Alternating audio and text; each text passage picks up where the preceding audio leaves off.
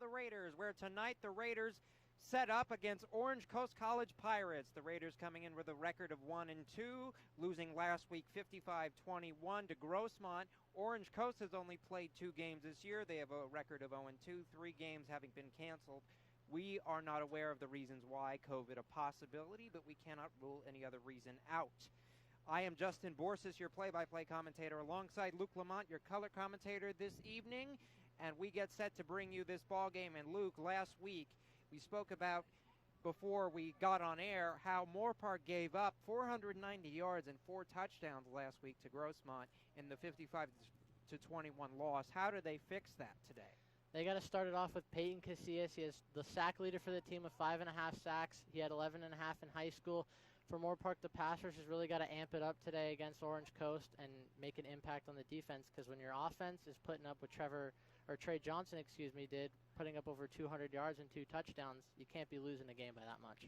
Johnson, 349 yards, 2 touchdowns, 1 pick last week against Grossmont on the road.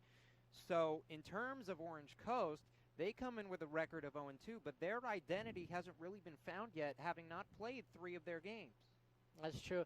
And I'd say they're more of a passing team from what I've seen. In the 2 games, they have 300 yards passing, 2 touchdowns, and 1 interception for J.D. Rafkin. And I'd say on the defensive end, their best pass rusher, Jake Hall, has 1.5 sacks in the season. So for Orange Coast, I'd say for their defense, another pass rush has to be a big impact this game for them. Orange Coast looking for their first win of the year. Moorpark looking to even their record as we get set for this game, which is brought to you by Cal State Channel Islands. Channel your potential, our game sponsored tonight. We also have 2 halftime interviews on tap for you tonight, so stay tuned for that later. We're getting set for both teams' entrances and the national anthem, so stay with us, ladies and gentlemen. We'll get set for kick in just a matter of minutes.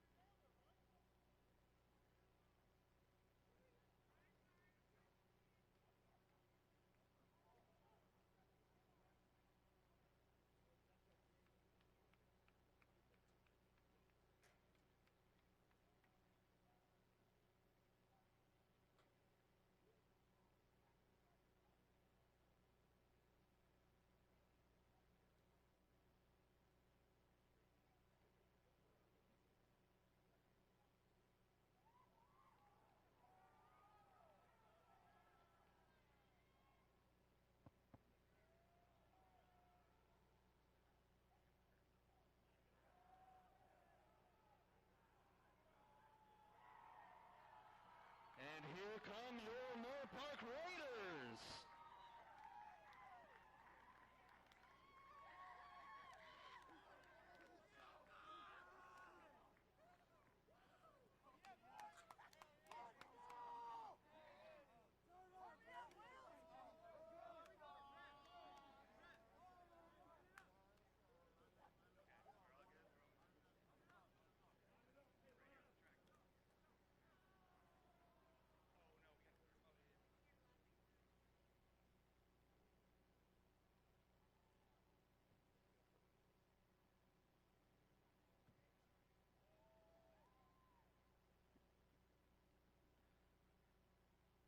Ladies and gentlemen, at this time, would everybody please turn your attention to the 50-yard marker on the track, where we will have the national anthem sung by Betty Jean Hannabaker.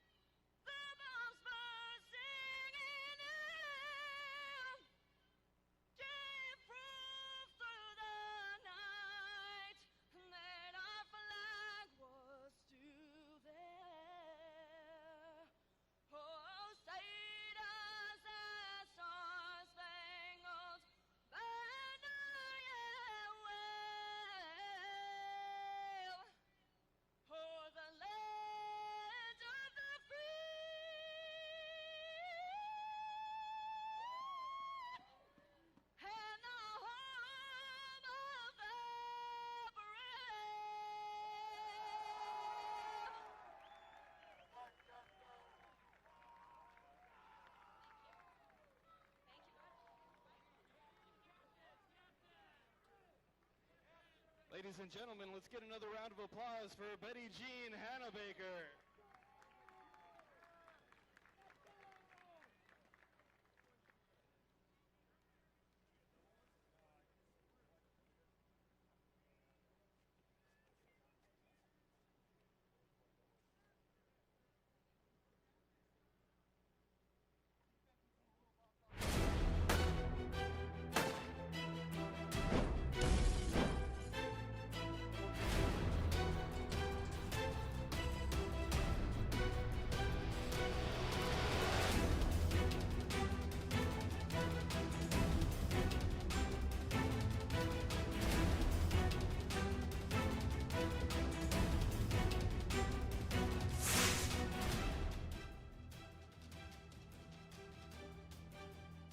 Welcome back, everybody, as the captains of each team are making their way out onto the field. We're getting set for coin toss here in this Week 3 matchup between the Orange Coast College Pirates and the Moorpark Raiders.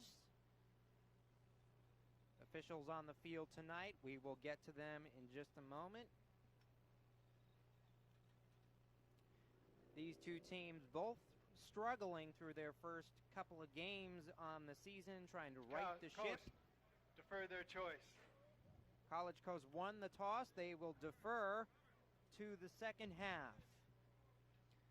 Again here for Moorpark College and the Moorpark Raider live stream. I'm Justin Borsis, your play-by-play commentator tonight, alongside Luke Lamont, your color commentator this evening. Receive. Moorpark will receive to open this game.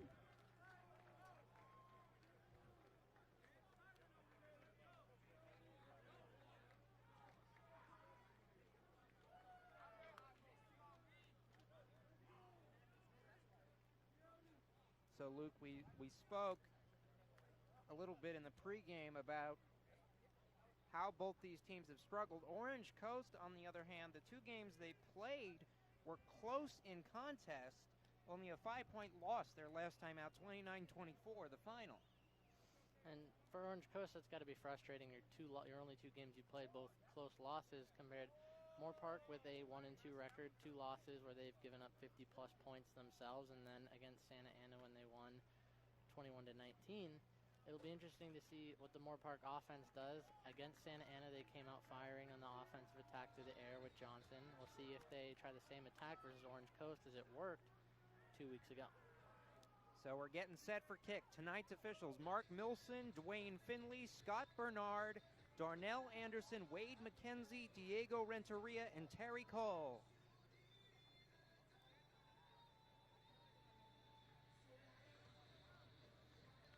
This game, for both these teams, is sort of a proving point for the rest of the season also. You're both looking to right the ship in a sense with 2 losses early on. This game has a big impact going towards if a team wants to improve their season and possibly be bowl eligible later on. Kickoff will be number 83, Jonathan Fernandez.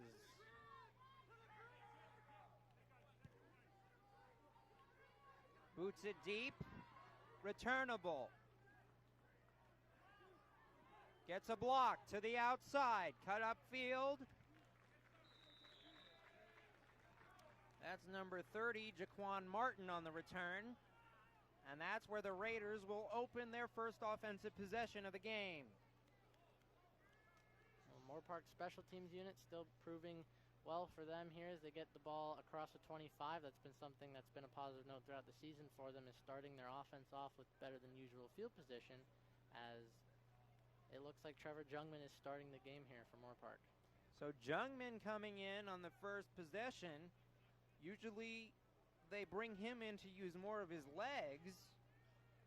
No word on whether or not Johnson is injured. We were not told prior to the game. Shotgun set, receiver in motion.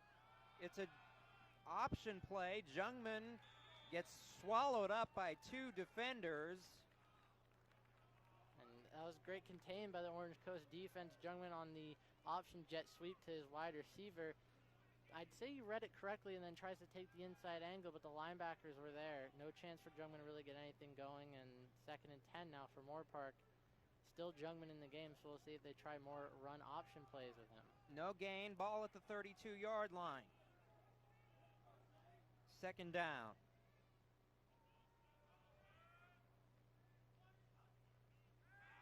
To pass. Little pitch route. It's almost as if he almost threw it right to the defender. In between the hands, incomplete. Dangerous pass. And Jungman trying to hit Arcelis. Johnson goes right through his hands, as you said, and almost falls into the Orange Coast defender's hand.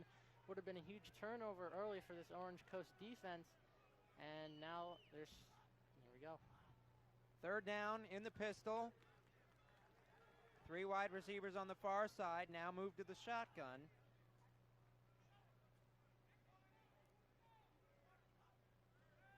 To pass.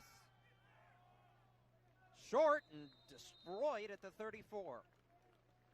So that won't be enough to move the sticks. It'll be 4th down coming up. 4th down and about 7. And I'd say for Moorpark, Jungman going right back to his receiver after the drop. Arcelis Johnson shows confidence in Johnson to make those plays. Just unfortunate for Moorpark, not past the sticks. And it's going to be an early 3 and out for this offense to start the game.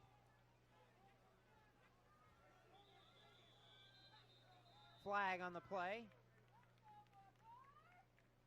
We'll see if Moorpark's backed up even farther Now, here. substitution on the kicking team. 5-yard penalty. 12 players on the field. 4th down. 5-yard penalty on the play on the offense. We'll re-kick it. So for Moorpark, almost no yards gained there. It almost wipes away the Johnson catch. So 4th and long, definitely have to punt inside your own 30-yard line Correction. here. And 11 players. Orange Coast defense came out strong and some good pass coverage. They did allow 2 open receivers, so I'd say they got a crackdown on that, but a good 3 and out. Well, I believe they're moving the ball back to the original spot. They pick up the flag. It's a low snap, bounced, but able to get the punt away. It's short and bounces and will be downed at the 36-yard line, 37 to be exact. Moorpark College athletics. Now the Orange Coast offense comes out. We'll see if they start with a more run-heavy or pass-heavy attack, contrary to Moorpark, who started off with a run and then 2 passes. Great field position across the 35, all ready to go. This Orange Coast squad getting set for their first offensive possession of the game. We'll see they come out with a trips look up high. 2 receivers stacked. In the shotgun. It's a run up the middle. Moorpark has it well read. Not much there. Well, Moorpark's defensive line, that's another bright spot, along with Peyton Casillas, Amari Thomas down there in the trenches for them. Makes a good stop on first down, only allowing about 2 or 3 yards on the run. So now passing situation coming up for Orange Coast in a 2nd and long. 2nd and 7. This team led by head coach Bubba Gonzalez in his first full year. Correction, his 2nd as the full-time head coach.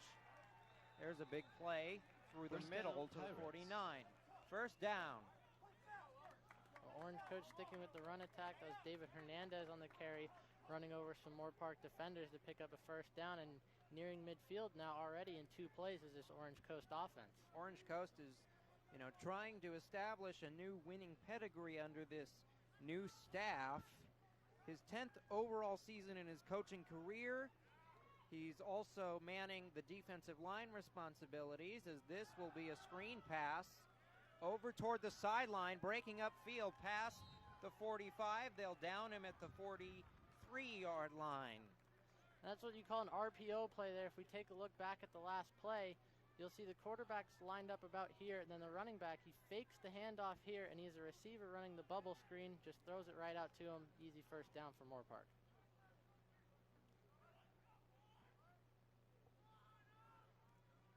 So a gain of 9. They'll mark it as a 2nd and 1. Shotgun set. There's a run up the middle. Good contain, good tackling, but he may just have enough for a first down. First down, Pirates. So Orange Coast, 1 pass, 3 runs so far, and they've picked up their 2nd first down, marching deep into Moorpark territory already. Early on in their first offensive possession, Moorpark's got to rely on their defensive front, their front 3, front 7, to get some stops here and sort of slow down this offensive attack. As we continue to tell the story of Orange Coast and their head coach, prior to his position here, he began his career in 2009 as the assistant offensive line coach at Villa Park High. And there is a whistle will stop the play.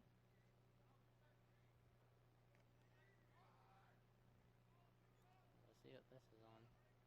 Snap. Start. Fence, Ball start on number the 19, offense, 5-yard 5-yard penalty. So momentum killer there for Orange Coast, and the offensive line brings them back 5 yards. Still 1st and 15 now, and an interesting thing that I noticed, Justin, is that Brandon Canella is in at quarterback and not J.D. Rafkin, as we had thought. So different QB to start. You and I read each other's minds. I was about to say his name, and then, off the tip, it nearly intercepted. Right through the hands of number 2, Salah Hill. That was great coverage on the play by Michael Lopez, and then almost intercepted by Salah Hill. So Moorpark now setting up a 2nd and 15. They know the pass is coming, and they've defended it well so far with that good breakup there. So we'll see if Moorpark decides to stick in their zone coverage that they've been in so far, sort of a cover 3 against this passing attack. 10:37 to go in the first. It's a pass. Line tries to hold him, but he breaks out of the pocket now and lowers his shoulder. A great job pass rushing for the Moorpark defensive line, but he just breaks the contain of the pocket, and Canella runs out and has a lead blocker or 2 from his offensive line, one of his receivers downfield. bring up a 3rd and short, so this really opens up the offensive possibilities for Orange Coast here. We're going to call it a 3rd and medium. It's 3rd and 6. And I'd say passing situation here for Orange Coast. You've had the good bubble screen, and then you had the one breakup, and I know the run game's been working for you here, but 3rd and 6, you got to be thinking pass, unless you're playing it as 4-down territory. So Canella out of Huntington Beach, California, same high school. Whistles blow.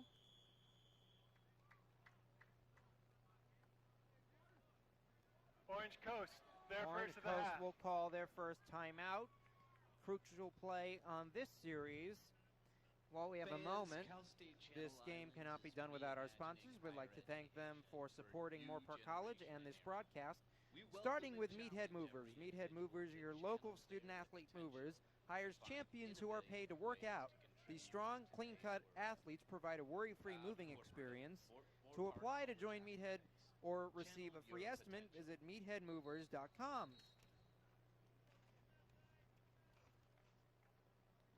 UCLA Health, with neighborhood offices in Simi Valley, Porter Ranch, Thousand Oaks, and Westlake Village, the very best in healthcare is now closer to you. UCLA Health wishes all Moorpark College student-athletes and their families the very best for a healthy and successful year. Go Raiders. And we are back.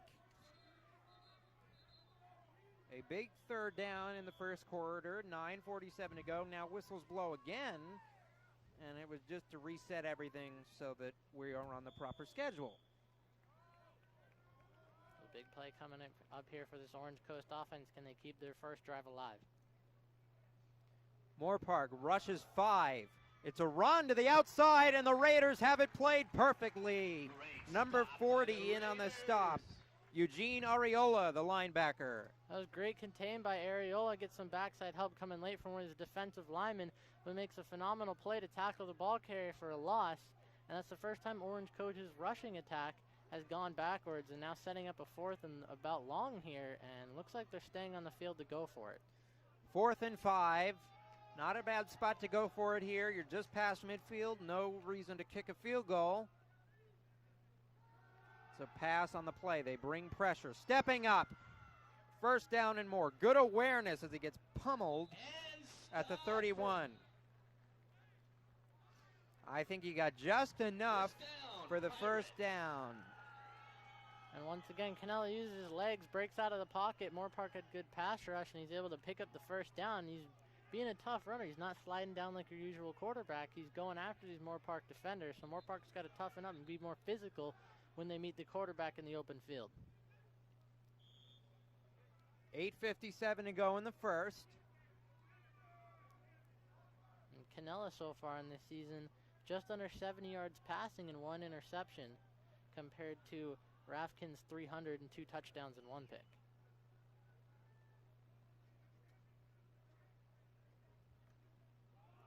Run up the gut. Gets a couple there. So Orange Coast definitely sticking with a more run-heavy attack versus this Moorpark defense. And Moorpark on the season for their defense has given up a total of 348 yards on the ground, 116 per game. So not a bad strategy coming out early for Orange Coast. Orange Coast, usually a pass-heavy offense, but they did feature 2 backs coming into this game. Play has stopped momentarily while they reset everything here. Ball is at the 26-yard line. To pass. They bring pressure. Stepping up and throwing, and an accurate pass. 1st down and more. Inside the 15. I think this one's going to be coming back just Holding. I thought I saw a holding back at the... They mark it at the 34-yard line. One thing for Orange Coast is Canella keeps breaking the pocket after the Moorpark pass rush is getting there, and he gets outside, and he has a lot of room to run Holding towards the on sidelines. the offense, number 64, 10-yard penalty, repeat the down. This is interesting, too, Luke, in the sense that Moorpark is normally a team that brings the rush a lot. I've seen them only drop 3 or bring 3 in pressure, drop back in zone coverage. That I haven't seen to this point this year. They're usually very physical at the line of scrimmage and are willing to blitz. And previous this year, most of the time, Moorpark has been in a 4-man, 4D lineman down in the front, 2 linebackers. But so far, we've seen them with 3 down linemen, 3 linebackers. So maybe they themselves were anticipating the pass more so versus the run. Now they rush plenty of men in the box, but up the middle offensive line creates holes for the running back to the 26-yard line. And David Hernandez again continuing to punish this Moorpark defense, making a few missed tackles there. He coming into this game has no touchdowns on the year and only 27 yards. So far for Orange Coast, we've seen players that don't have those big numbers yet in the stat sheet this year compared to other players that are ahead of them starting off this game. Under 7 to go. They pick up about 10. They'll give them 9 on the play.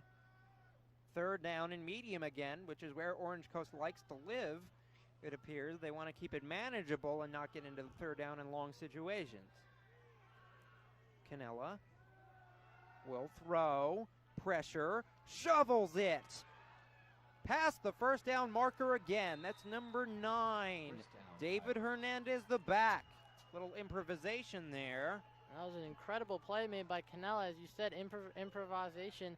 He breaks the pocket, gets out, and you said shovel passes it to Hernandez, who picks up a 1st down. So far, a lot of playmaking ability showed by Canella.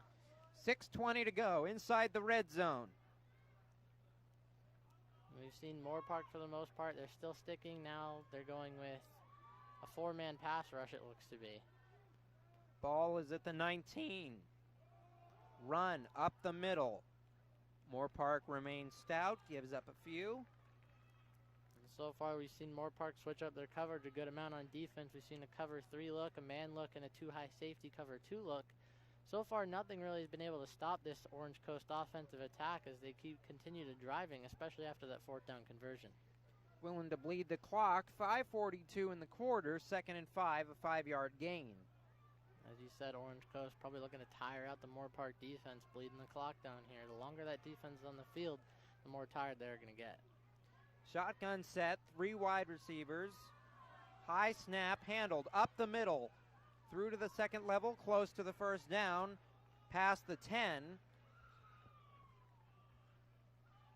And on that play, Salah Hill making the tackle on Hernandez. You have one of your defensive backs being the first person of the ball carrier there. Moorpark, the linebackers and defensive line need to close down these gaps to prevent Hernandez from running free like he just did.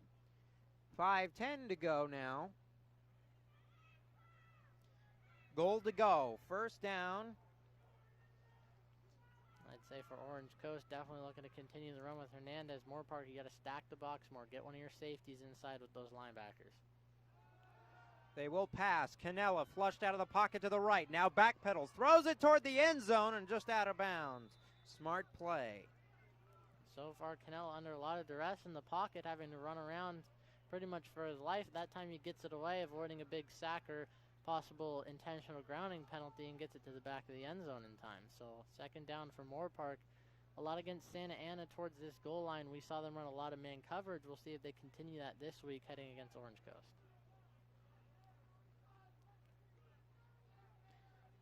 And so Hernandez being the featured back.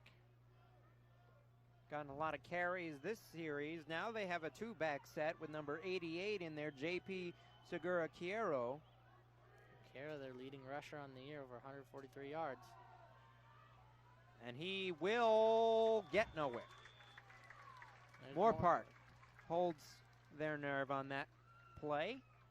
As the defensive line we've been talking about all drive for Moorpark, that they need to establish themselves in this game, and they do there. Great stop, setting up 2nd and goal and long. So Moorpark now, you got to, or correction, 3rd down. You got to be aware of the Canella run, and I definitely say you got to be aware of these sideline crossing patterns as we saw on 1st and goal. 3rd and goal from the 7. Under 5 to go. There goes Canella. It's a design QB draw, and he can't get to the end zone. Stopped just shy, and now it'll be decision time for Bubba and this staff. 4th down. And for Orange Coast, they go with the triple option look with their double back. They fake one inside and then run the other outside. So Canella had a pitch option, decided to take it himself, and he's just short. Can the freshman come up with a big play? 4th and goal from the 2.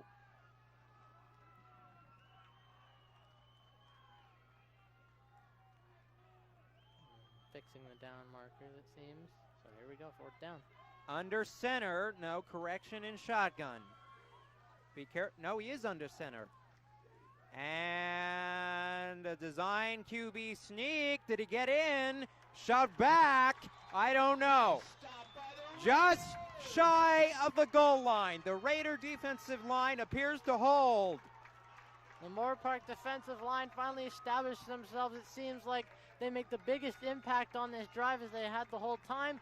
4th down, crunch time for them on this drive. They make a phenomenal play, stuffing the quarterback on the 1. So 98.9999 yards, but not enough to get in the end zone and score. And Moorpark will take over at their own 1. Well, Jungman heading back out on the field. I'd say for Moorpark, your biggest thing is you don't want to take a safety. You need to hit something quick so you can set up more offensive plays and get out of the back of your own end zone. Jungman with 4 wide receivers. Will throw. Risky decision. He completes the pass to the 5. And so far, Johnson. Flag late. Let's see what this flag is. 2 of them. Well, there's some chippiness, and that. See number 59 for Orange Coast. Grant Conaway was in on that conversation. For Moorpark, Jungman still in the game. He decides to go back to Arcelis Johnson. He's the only receiver he's targeted so far tonight. So it seems they will get out of their end zone, barring whatever this penalty may be. After the play, unsportsmanlike conduct on the defense. And they will offset as there's an unsportsmanlike on the offense. So both of these teams willing to chirp a little bit, but we will have to replay the down. There we go. Actually, it appears the yardage will count either way. It's 2nd and 5. Give the back up the middle. Gets about 2.5, maybe 3. Now 3rd down for Moorpark after the 3 and out in the last drive. You got to get the ball into your best player's hands and pick up this 3rd down and short. You need to keep your offense on the field. Give your defense some time to rest after that long drive that they made the goal line stop on.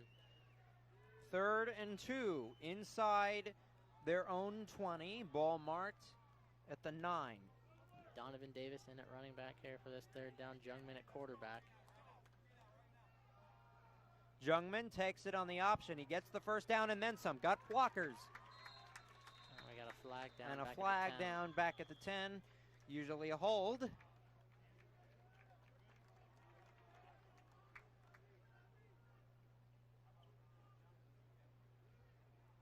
Moorpark just picked up the 1st down. On the defense. Offsides on the D. Got the line to jump. It's a 1st down. They will decline the penalty and move the chains. A similar play call there that we saw with the wide receiver coming in a jet motion, and Jungman fakes it to him and keeps it himself. This time it opens up more for him. Picks up a huge 3rd down for Moorpark. Big conversion as they reset the chains here. It's a run to the back. Oh boy, swallowed up by a myriad of defenders. And so far for Moorpark's offense, we've seen a lot of misdirection. Bunch of receivers in motion, then coming it back inside with either Jungman or Davis as the running back. So far, it hasn't worked out too great for him. The only good play was the 3rd down conversion by Jungman so far. So it'll be interesting to see if Moorpark decides to maybe go with some passing plays off these misdirection runs and see if they can catch Orange Coast off guard, as it seems like they have these misdirection and fake play action jet sweeps down. Joe Llanos in at running back. We've yet to see Trey Johnson in this game. They give to Llanos. He tries to make a move. There's a flag on the play. I think this is going to be a face mask. It looked like when Llanos was being brought down. Coming up on a minute to go in the quarter. Really fast-paced Very. first quarter. Not a lot of flags, really. They've pretty much all shown up just on this drive besides the one against Orange Coast. Orange Coast marching it down the field, chewing up time of possession, but being stopped at the 1-yard line on fourth Offense, down. Number 57, half the distance We goal get line. Moorpark on a hold. Holding on Second down. Spencer Davis. He also was called on the unsportsmanlike conduct a few plays ago. And Joe Llanos, that was one of the first times he's touched the ball all game. He's their leading rusher coming into this one with 132. He's also a good impact in the receiving game for Moorpark. They move a receiver in motion. Quarterback draw, nothing. Second and long, going to quarterback draw with your mobile quarterback in Jungmann. I mean, now this sets up about third and forever for Moorpark, so a drive that they had going is now being killed by these penalties. And so far, Jungmann running the ball hasn't been very effective. Moorpark's offense in general hasn't been able to muster much so far, with a couple of good plays, Arceli Johnson, besides Jungmann keeping it. So it'll be interesting to see if maybe we see Trey Johnson the next drive for Moorpark try to implement the passing game even more. And a receiver in motion on this 3rd and 20. It's a pass. Oh, boy, they bring the rush. It was supposed to be a screen. Jungmann trying to run for it now. Trying to get past the line of scrimmage and does, but will not get enough for the first down. Somehow made something out of nothing on that play. It'll be 4th and long. They will have to punt. Jungmann showing off his own playmaking ability there. As you said, he ran all the way halfway into the end zone. Due to the screenplay, the defensive rushers coming free, able to escape and make a couple moves to set up about 4th and manageable here, but deep in your own territory, you're probably going to punt this away here for Moorpark. So they're good stops from the Orange Coast defense, not giving up much. I'd say they've probably given up only 1 first down so far in this game. And Moorpark now will flip, and we'll see how their defense is going to approach this next drive after being on the field for so long. It'll be a 4th and 8. It was a 12-yard gain. Again, you can see this game on the Moorpark Raider live stream here tonight. Watch it on demand as well. Justin Voorsees and Luke Lamont called all exciting action on the grid prior to the season. Get ready to start the second quarter. Pretty clean first. Orange Coast dominating most of the time of possession, but unable to come away with points. Both quarterbacks really like to run the option. We'll see Moorpark coming out in the punting situation here.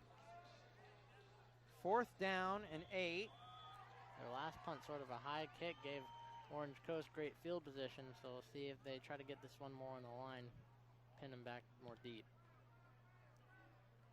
Fair catch signal at the 46. Now Orange Coast going to come out, I'd assume, continuing with their rushing attack. They worked wonders for them until they got to the goal line where they were stopped by the Moorpark Raider defense. So coming out, I'd say Moorpark definitely got to stack the box more and send some more pressure to stop these runs.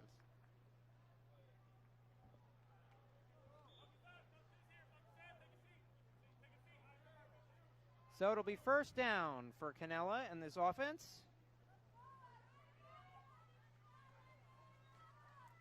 Canella coming back out on the field, so it looks like he'll be, along with Jungmann, the 2 quarterbacks dueling it out today. Moorpark goes to 4-down lineman set with 2 linebackers in the box. It's a pass, slant, complete over the middle. First down. They go right up the seam. Isaiah Moon, the safety, tries coming down on the seam route to the slot receiver. Not able to get under it in time, so 1st down already for Orange Coast. They moved into Moorpark territory.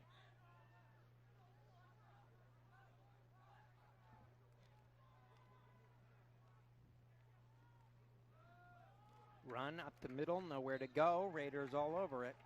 A great play by the outside linebackers and defensive ends of Moorpark there, crashing down on it, getting to the ankles of the running back, stopping him for only a 1-yard gain. So 2nd and long now for Orange Coast. Moorpark's defensive line needs to be able to stop the run here in this game. And so far for them, they've done a decent job at it so far, but they can't let another long drive like Orange Coast started the game off with. Good field position in Raider territory. Screen pass. 1 blocker trying to make men miss. Good physical tackle. Gets a chunk out of that to the 45. Third and medium here for Orange Coast. The Pirates definitely, I'd say, you got to look to even implement your run game here again. It's been working for you. We've seen some third down runs from Orange Coast so far. So we'll see if Moorpark decides to send some heat here or they decide to drop back and play it safe. JP is in at the back position in the shotgun set, 3rd and 4. It's a pass flushed out of the pocket. Now oh man, he in the air decided to throw it, incomplete, dangerous. Could have come away with an injury, and lucky that he didn't. Well, for Moorpark, it looks like they put a spine canal to stop him from using his legs, getting out of the pocket and running with it. Works wonders there. Forces the incompletion of dangerous plays. You don't want to see your quarterback take a hit like that at any point in the game. So another 4th down situation around the same part of the field that they had last drive. We'll see if Moorpark can come out with the win this time. 4th down. They're going to go for it here. We'll see if Orange Coast goes with another 4th down run, or they look to pass it here. Throw wide. Incomplete. Moorpark gets a stop. Big stop for Moorpark as that forces a turnover. They get their best starting field position of the day now as their offense hurries back out on the field. That's a good win for the defense. They get off the field quickly, get some rest after the long drive to start off the game. So we'll see now, Jungman's still in the game for Moorpark. So I would assume they're going to stick with these misdirection runs, Justin. So here comes Jungman. Yet to see Trey Johnson. No word on whether he's hurt. He is on the sidelines dressed in full gear for this game. Flag. All right, a snap. Delay a game on the offense. Delay a game. That's something you don't see very often.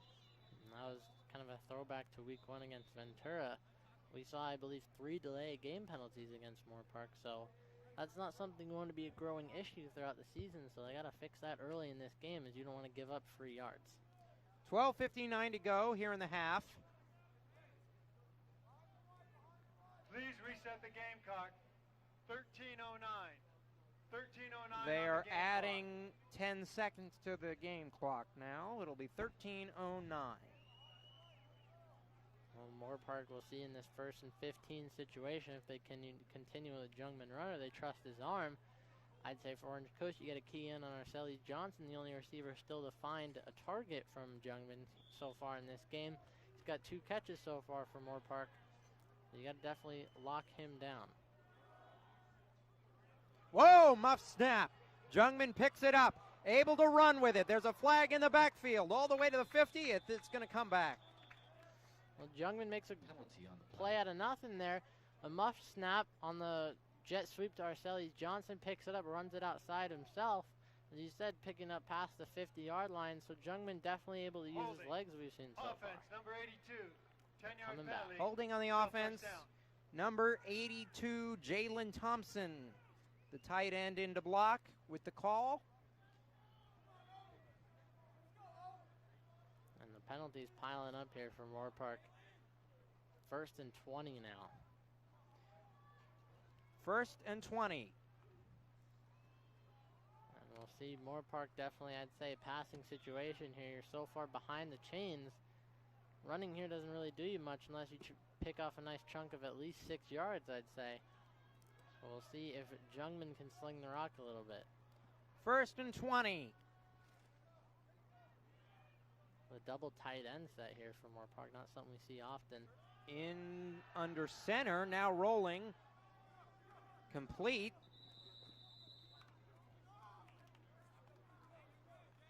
And Jalen Thompson, the tight end, making the catch from Jungman. And that picks up only about 4 for him, so 2nd and still very long for Moorpark. Jungman does complete another pass. It's his 1st completed pass to someone not named Arcelis Johnson in this one. So Moorpark now still facing passing situations that doesn't even pick up 10 for him. I'd say you got to throw something at least 10 yards here to set up a 3rd down and manageable for this offense. 2nd and 17 here. Shotgun, only 2 wide, but there goes Jungman. They motion out the running back. He tries to take it himself. and gets to the original line of scrimmage and maybe just a bit past. And Jungman continuing to use his legs similar to Canella, breaking the pocket after the pass rush gets there and getting out in the open field, not sliding down, taking on these defenders, making one miss. Picks up a good chunk gain for Moorpark, 3rd and about 9 now. 3rd and 9. Definitely a lot more manageable than they started this drive off. From the 36. Moorpark, 4 wide. 3 receivers up top. Pass. Pocket breaks down. There's a flag on the play. There's a sack.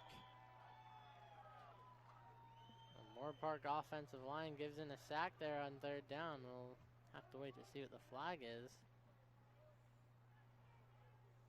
Holding.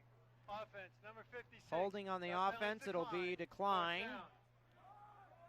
The holding penalty It's on for Moorpark. Marco Montano. So here comes the punt team. And for Moorpark, these penalties adding up. That's their 4th penalty on this drive alone, and that's something you definitely have to cut down on because you're not going to be able to win the game if you keep shooting yourself in the foot with all these penalties that they've had so far. Definitely got to look to cut those down in the next offensive drive. Kick is away. It's a line drive. Takes a great bounce. Returnable.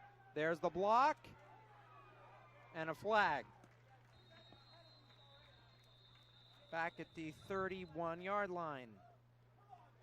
Well, we may have jinxed it, Justin, talking about how there wasn't many flags to start the game. We've had About 8.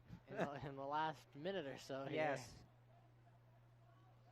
Hopefully that doesn't continue for both teams, and you never want to see penalties be a heavy factor in the game. During the return, illegal block in the back on the receiving team, number 43. Illegal block in the back First down. on the receiving team. Number 43, Nehemiah Jones. We'll see for this Moorpark defense, they continue with the good run stuffing that they did in the last drive and the drive previous. Orange Coast, I'd say they got to keep continuing to establish the run.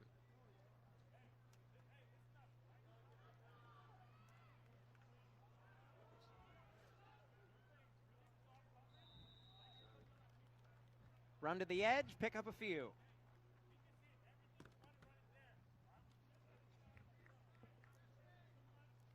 So Orange Coast continues with their rushing attack, 2nd and about medium longish here. So we'll see if they continue with the run. I'd say for Orange Coast, you got to keep with the ground and pound. It's been working very well for you so far. Moorpark's defensive line not very aggressive, it seems, as compared to previous games we've seen so far this year. And we'll see if they start cracking down on this Orange Coast rushing attack. Here's a big run up the middle and through, past the first down marker. Looked like he hurdled one of the Moorpark defenders there. And at the end of the run, seems like Turf Monster might have caught him there. But nonetheless, a first down run for Orange Coast. Showing the athleticism. And right now, Moorpark's defense is pretty much just getting pushed back every play. I wouldn't be surprised if Moorpark starts bringing more people inside the box to stop this rushing attack, but Orange Coast has a good strategy by spreading it out, not necessarily allowing Moorpark to take that risk. 9:38. Oh, tough snap handled by the QB. Canella breaks outside, gets shoved out at about the 38. Well, Canella now taking off again with his legs. 2nd and long still for Orange Coast. No score, and you got to think, Justin, is Orange Coast trying to just get away with a low-score win here, as they've had 20 points put up by each team, including them, in their previous 2 games? No score. This game really flying by. It's 9 minutes here in the second quarter. Very few penalties. Canella being a good game manager. 8:54 to go. Pass to the edge and caught at the 36-yard line.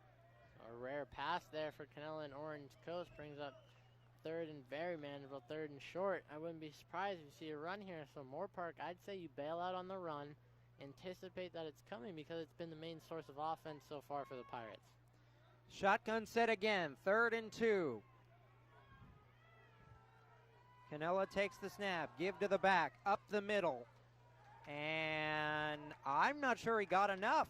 He looked short there. The defensive end, Amari Thomas, came flying off the edge and wrapped him up short, it looks. Colin Gregg, the freshman running back, 5'10", 180 out of Newport Beach. He may be just shy, and he is. Oh, nope, they're giving him the first down. So first they're down. moving the sticks. So unfortunately for Moorpark, they make a good defensive play against the run, but it's in a 3rd and a short situation, and it's not enough, so Orange Coast gets a reset of downs. And chewing a lot of time off this clock, as now it's only 7.5 minutes. For the Moorpark defense, you got to focusing on getting off the field as soon as you can. 7.5, 2 timeouts for each team. See Moorpark sticking with a cover 2 look. Pass, pressure, stepping up, flushed out, throws on the run, incomplete. Pass rush there for Moorpark, finally almost getting home on Canella. Able to use escapability still, and that's something that they've struggled with containing so far in this game. And Canella not able to get his feet set to make a good throw there, so incomplete. And now Moorpark's in a great situation where they want to be, where Orange Coast almost has to pass it here in a 2nd or 3rd, possibly in long coming up. 7:14 to go, no score. And Orange Coast, we've seen a lot of double receivers, spread look in the shotgun, and that's causing Moorpark to not be able to put the extra defender in. Moorpark rushes 4. The offensive line holds. There's a screen. High! Oh, my word. What a tackle. Cashton Haffrey. Amazing tackle by Haffrey coming up. I mean, you could see the ball kind of floated up in the air, so the running back had to jump up to make the play, allowing Haffrey to get in position to pretty much spear the offensive player, not to be confused with the penalty of a spear, but a great form tackle, wrapping him up, driving him to the ground, and forced the incomplete pass. So 3rd and long, Moorpark is exactly where they want Orange Coast. 3rd and 10. This defense likes to be physical. We'll see if they bring pressure. Moorpark going with a cover 3 look. Here's the throw. They bring everybody. Good night, Irene. Sack. The Moorpark defensive line, statement made on these last 2 possessions from Orange Coast. The defensive line of Moorpark has been all over. They're on top of their game right now as they get their first sack of the game. They had the goal line stop earlier. So Moorpark with a lot of energy on that sideline right now as they're getting the ball back. 8-yard loss, moves the ball back outside the 40 to the 42-yard line, and the Pirates will have to punt. Raiders only rush 2, punt is away. Short, bounces, and will be downed at the 29. Now Moorpark taking the field. Great defensive stop. The first time their defense has gotten off the field fairly quickly. And you got to think, it looks like Jungman is going to be the quarterback for Moorpark, so they're going to mix it up, or they're going to keep going with these Jungman runs. They've yet really to trust his arm. Haven't let him throw pretty deep. No, they've only hit short passes to Johnson so far, pretty much. That's the one play-action play. They're spreading Jungman, out. a freshman, 5'10", 170. It's quarterback draw up the middle, and the option works well there. Pickup of about 9. So they're trusting Jungman a lot this game with the run. Both teams heavy rushing attack between their running backs and quarterbacks. And now Moorpark hurrying to the line. They give him 10. There's a screen. Pass complete to Johnson. Staying in bounds, getting a couple extra yards. Moorpark's Correction, offense. that's Kenneth Stewart. Moorpark's offense, high tempo so far on this drive. And it's working for them as they're already nearing in on midfield. Goes with it again. Give to the back. Got the edge. Outside. Upfield. First down. To the 50. Moorpark keeps working on this Orange Coast offense. And now Moorpark kind of flexing their run game zone muscles here as they pick up another first down across midfield just about. We'll give it to him at the 49. So Donovan Moorpark. Davis on the carry. Moorpark. Whistles. Timeout called. Moorpark. Timeout. I like the high tempo Orange offense Coast, that they their decided second to of go the to versus the slow pace that we've seen to start this game. Kind of the opposite of what Orange Coast is doing. Moorpark speeding up the game while Orange Coast is sort of slowing it down and putting it into their own hands and game managing, as you mentioned earlier. Well, while we have this timeout, let's thank some more of our sponsors. Without them, we will not make this broadcast possible. We'd like to thank them for their efforts.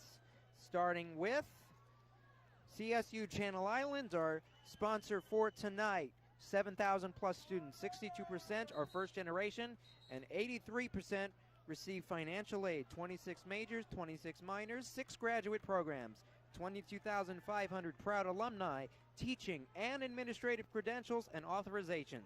Certificate programs, that's what CSU Channel Islands offers. Channel your potential. And we are back now. Jungman. Over the middle. Whoa. Dangerous. The receiver couldn't get both hands on it, and that was dangerous as the safety was closing in on him. Avoids a big hit due to the drop. Jungman a little, I'd say, behind the receiver on the seam route there, but Moorpark hurrying right back to the ball.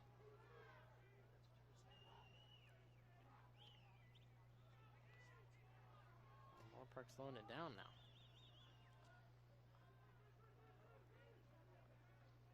Going back to their trips look. Youngman now. Got it to the outside, complete.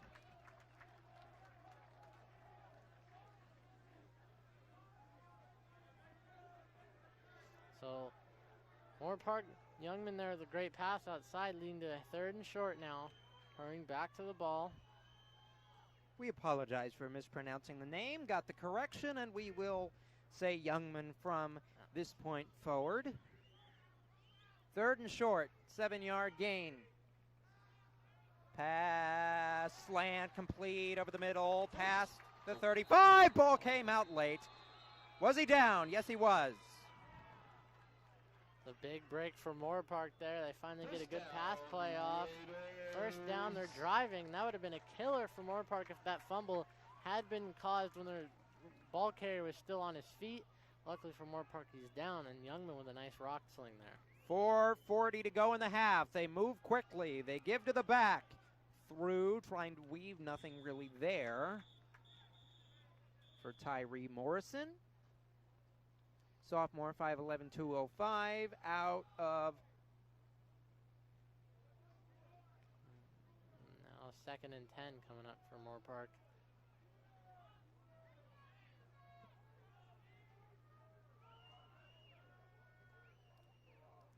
First and 10, 4:30 to go in the half. Youngman. Pass caught. Tough one. Stewart. Great catch again by Stewart. Youngman finding a new favorite target now. So far on this drive, it's been almost all Stewart. 3rd and short now. They're trusting his arm. 3-yard pickup. 3rd and 2 in the pistol.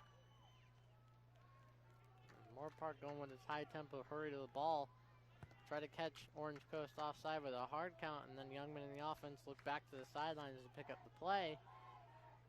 Sort of now like Orange Coast, kind of taking the time into their own hands.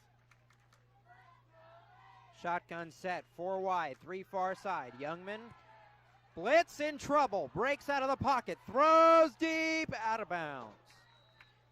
And Youngman, great escapability there. Just gets the ball off, looking for Mitchell's #1 target so far on this drive. A little too far out of bounds. So 4th down, decision time for Moorpark. The ball is currently at the 25-yard line. It's a 42-yard kick from here on a 4th and short. Looks like they're going to go for it here. Coming out of the huddle. And Moorpark's going to go heavy set here. We saw this against Santa Ana. Youngman under center. Uh-oh, false start. They drew him off. Try the snap. That's the last False thing that start. can happen. 89 On the will offense, number 89. 5-yard penalty.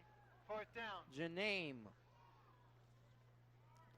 For Moorpark there, can't have a false start. You have a 4th and short. You're in your heavy package set looking to just pound the rock forward for about a yard or two. Instead, you get the penalty. Now it's a passing situation here for Youngman in the offense. 4th and 6. They're still going to go for it. In the pistol. Aggressive so far. And have to take a timeout. And Youngman is frustrated there. Timeout. Timeout. For Moorpark, They're I'd first say of in the general half. you got to be frustrated. With the 4th and short, you got an easy conversion hopefully coming up for you, and the penalty now pushes you back.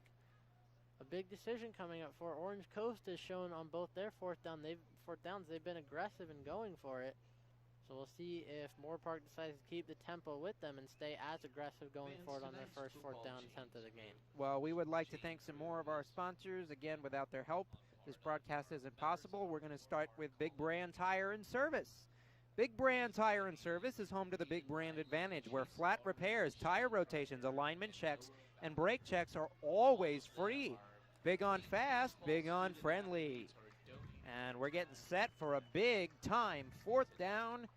No score, 3:19 to go in the half. 1 timeout remaining for the Raiders, 2 for the Pirates. 4th and 6. Receiver in motion. We've seen this a lot. Receiver. Oh, it's a flea flicker. They're going to throw deep. The pass is out of bounds. Well, they got a little interesting. Justin Ogley was the man who threw the football, but a little too cute, a little too creative possibly, and it comes back to bite them. I'd say it's a gutsy call. Why not dig into the bag of tricks that you have? But on a 4th down, I'd say you go with one of your bread and butter plays versus try to catch the defense and hope they're not prepared for a flea flicker like that. And it results in a turnover. So for Moorpark, their first drive stalls at about the 30-yard line. And so here comes Canella. Offense still has life. 3:10, 2 timeouts. Plenty of time for Orange Coast. Up the middle, trying to bowl over defenders. Physical run to the 35. Moorpark is too high in the tackling there. Easy for the running back to just lower his shoulder and pick up an extra 2 or 3 yards. Great first down run. That's exactly what you want when you run the ball on first down. 5 or 6 yards, perfect. It sets up anything you want on second down. You can go deep here. You can hit him with another run for an easy first down. And I'd say it's probably what Orange Coast is going to do here. 5-yard pickup, 2:42 to go. Moorpark bringing 3 linebackers into the box. Run. And wow, trying to weave his way through. At first I saw nothing there, and then the back, number 9, David Hernandez there, made something happen. Moves the sticks, 225. And great vision and patience for Hernandez there, waiting for his blocks to form, cuts it back a little bit, finds the right gap, and then gashes Moorpark for about 7 yards and a first down. So this defense now giving back into the Orange Coast run game late in this first quarter, or second. It is the quarter. second quarter. We're coming First up on the half. half. 2:04 to go. Trying to push his way through the pile. Hernandez, nothing. There, Moorpark finally answers. So this run game, so far Orange Coast has been pretty much dominating them so far on the ground. And we'll see here near midfield with only a minute 45 left if Orange Coast decides that they have to mix in some passing plays. Pickup of 2, 2nd and 8. Ball at the 45-yard line.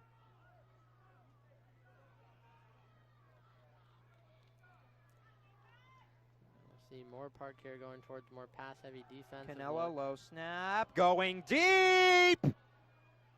And did he catch it? It's picked off, underthrown. Michael Lopez, the defensive back, a sophomore. Moorpark showed a cover 2 look, and Lopez backs off and goes deep with the wide receiver, makes a great play on the ball, great coverage, great ball hawking skills for Lopez, and a big turnover for Moorpark late in this first half. A minute 18 to go. We'll see if they can get some 2-minute offense here. Ball is at the 20. And they break out the chain, and why not? Nice with a turnover skull. change from Moorpark. You know, sometimes morbid could also mean toughness. That's and true. the skull on the chain for the Raider gang is working well here tonight. That also rhymes, ladies and gentlemen. Does. Just thought you should know. Oh, I can flag. spit them with the best. Spit the rhymes here as there is whistles The flag down. with a flag. Umpire comes in. Right snap. Illegal snap on the offense. Illegal 5-yard snap. penalty. You see that Still from the first center. They're resetting the clock here, I think, for Moorpark, adding a little extra time. About a minute to go. Put 1:18 on the game clock. 1:18. 1:18. They're putting 18 seconds, a 18 lot of time. seconds on the game clock. That's a lot of time. A lot of time for Moorpark to make a play. Could be the difference maker between getting a field goal or nothing here with such little time left. Youngman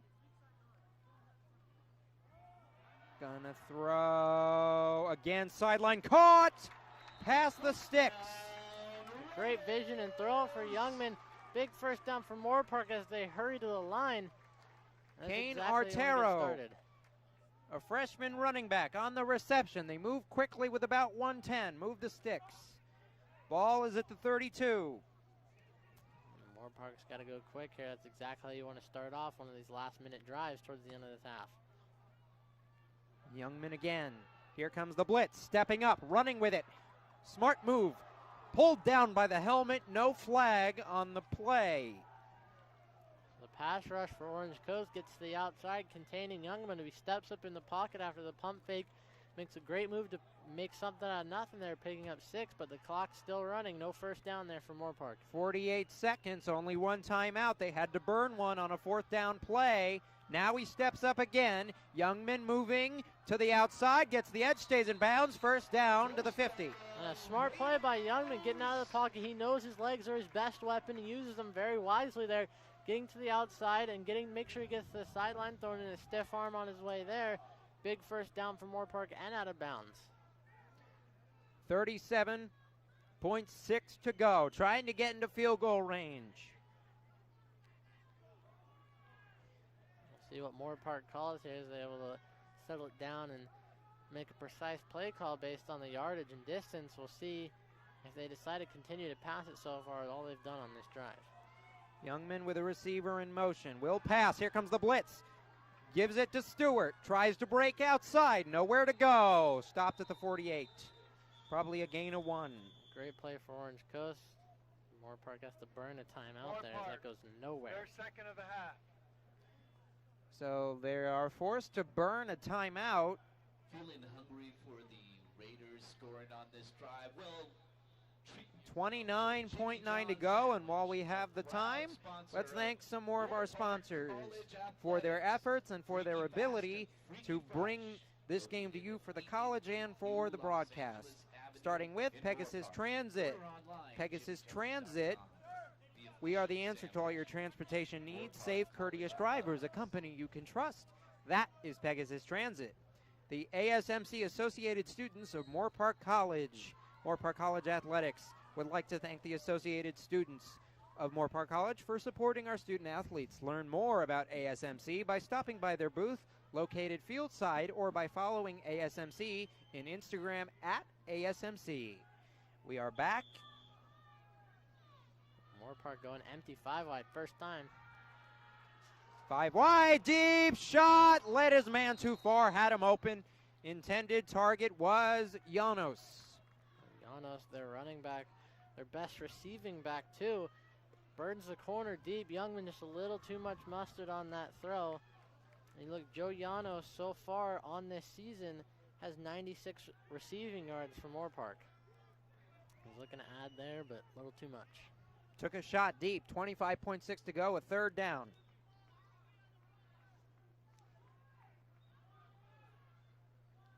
Moorpark definitely got to pass again. Here goes Youngman, stepping up. Flag in the backfield. This is coming back. It'll be a first down as it stands, but there is probably an offensive penalty.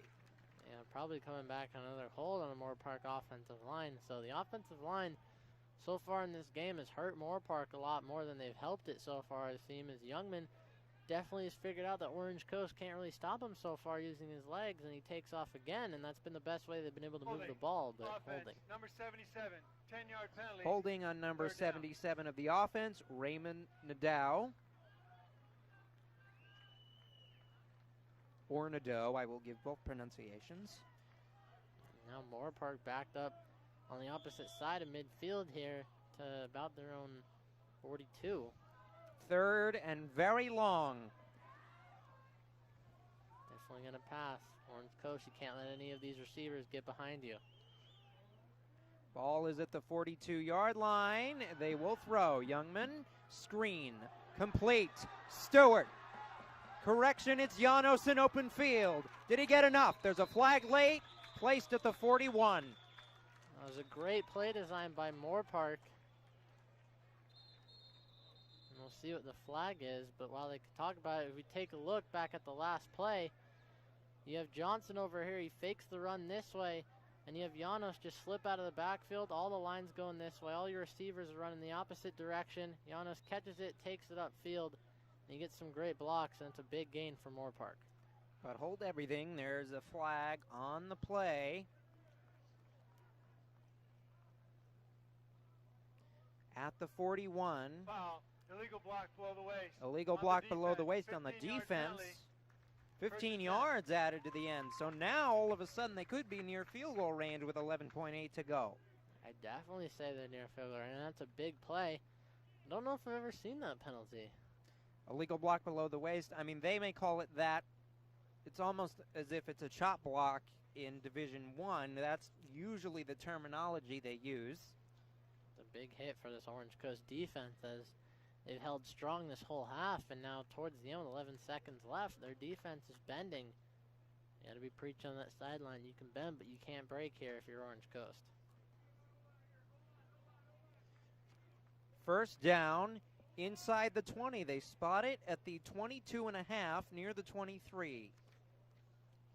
And for Moorpark kicker, Scooter Carranza, as long as the season is 37.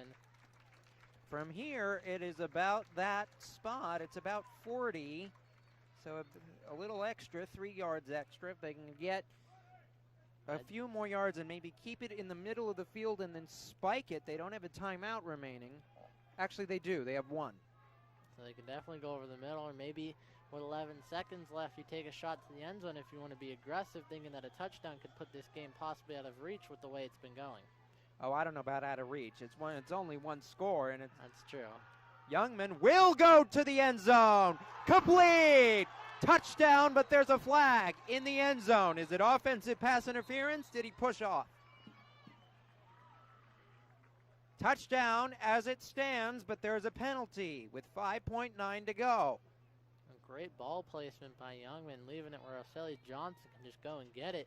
Makes a great play on the defensive back, and I thought the offensive player pushed at the end. And yeah, I think they're going to get him on the push-off. Just my view. That's interference on the offense. And he did. Number 6, 15-yard penalty. So Johnson will end up costing the Raiders 15 yards. That's a huge penalty, as you think you have a touchdown, and there's the risk and reward factor of it. The reward, you get the touchdown, but the risk now with the penalty, it results in having only 5 seconds, and you're probably borderline field goal range for your kicker, and I'd say, and it looks like Moorpark believes that they're out of it. So a shot to the end zone. Yeah, Youngman is remaining on the field along with Janos. No score, 5.9 to go. They get one shot to the end zone, or they get conservative and run the football and take it to the half with no score. They're going to throw. Just to the outside. Did he get his feet in bounds? Did they get the 5 yards back? That's a risky play call with 5.9. Now it's only and now, 3 seconds off. With out of bounds, they don't have to spike it, and they can bring the field goal unit on. Here we go. It's Good play design by Moorpark. You don't like her chances on a Hail Mary, and you believe that just 5 yards is enough for your kicker. So Moorpark with a chance to strike first here right before the half. So here comes the kicker. We'll see here. Number 26, Scooter Carranza. 1 for 3 on the season, long of 37. Only make was against Ventura. It's short. Nowhere to go on that. May have even been tipped. And it is no good. So we will go to the half with no score. And we will get Luke's analysis when we start the second half. But for now, folks, we'd like you to stay tuned for our halftime show. We have 2 interviews lined up for you. Betty Jean Hannah Davis is the national anthem singer, and we will bring her first on, as well as Bernardo Perez. He is a board member of the Board of Trustees for District 4 Moorpark College District, and we will bring him an interview in just a matter of moments as well. Stay with us, everybody, for halftime show coming up next.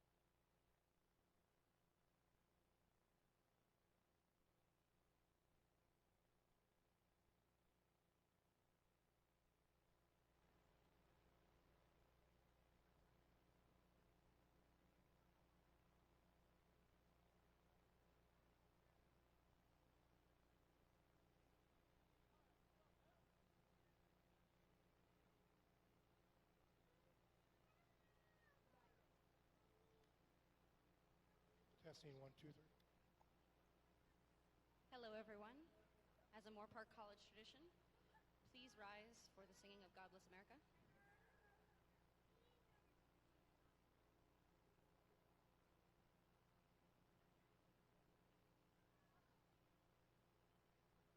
God bless America, land that I love. Stand beside her and guide her through the night with the light from above. From the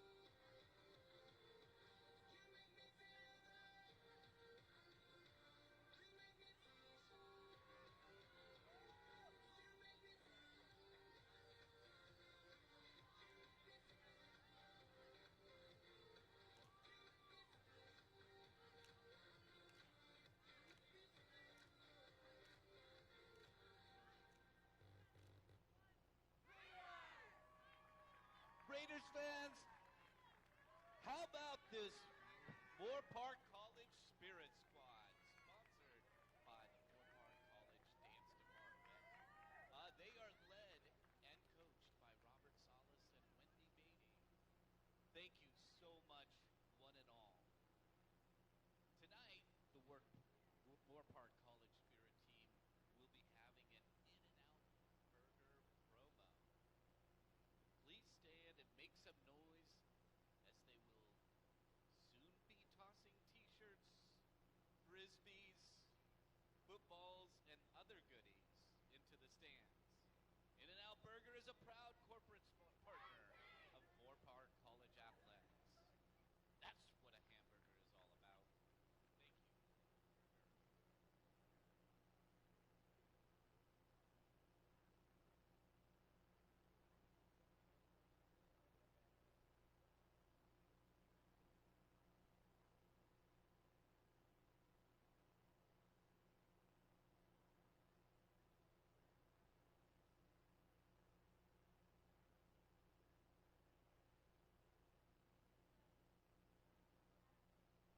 Welcome back to Moorpark College, home of the Raiders, for this halftime show.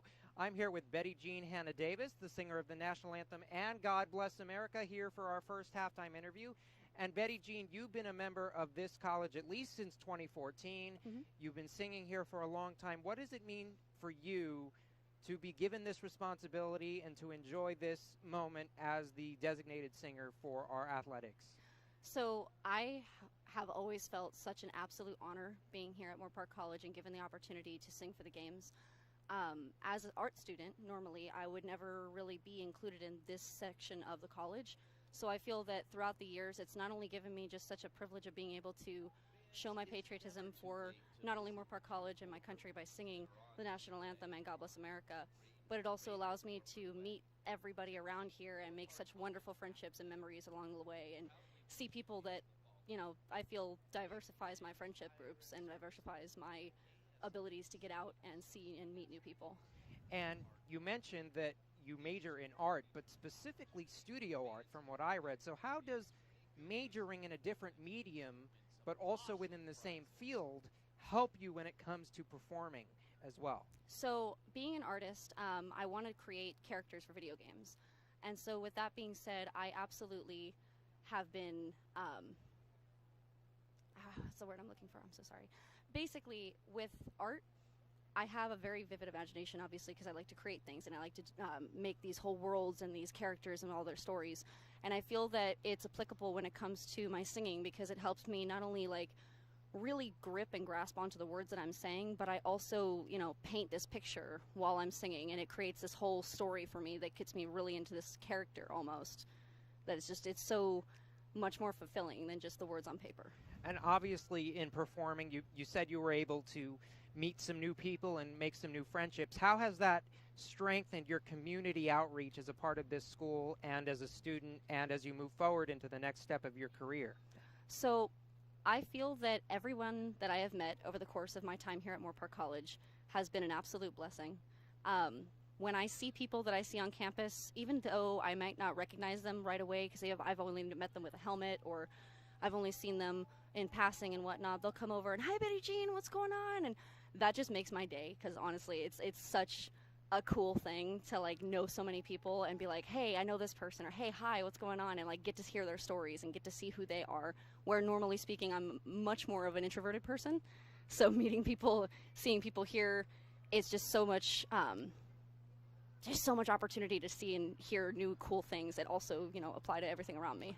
And the biggest thing is, you know, we're at a community college. You've been a student here. What are your plans for the future? What do you want to see yourself doing? Where do you want to see yourself going as you take the next step? What's the plan for you? So my plan from here, after I am done with Moorpark College, I'm going to be hopefully transferring to Noman to work on a bachelor's in digital production with an emphasis in video game art. Like I said earlier in the interview, I would love to create video games, characters for video games. I just absolutely love, I've been a gamer my whole life with me and my dad, so it would be really cool to play and also play a character that I've made and have a character that my dad could play on in video games. All right, well, this has been Our first halftime interview. Again, I'm Justin Borsis alongside Betty Jean Hannah Davis, your national anthem and God Bless America singer. We'll get set for the second halftime interview coming up in just a minute or two. Stay with us, everybody. Thank you.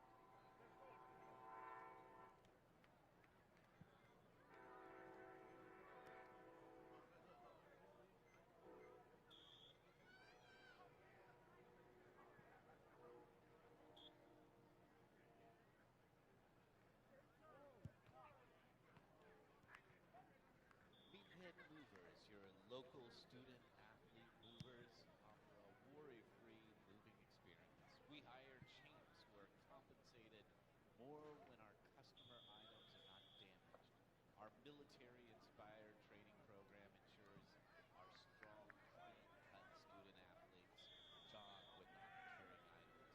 We 100% guarantee your satisfaction, so call the award-winning customer service today to schedule your free virtual estimate.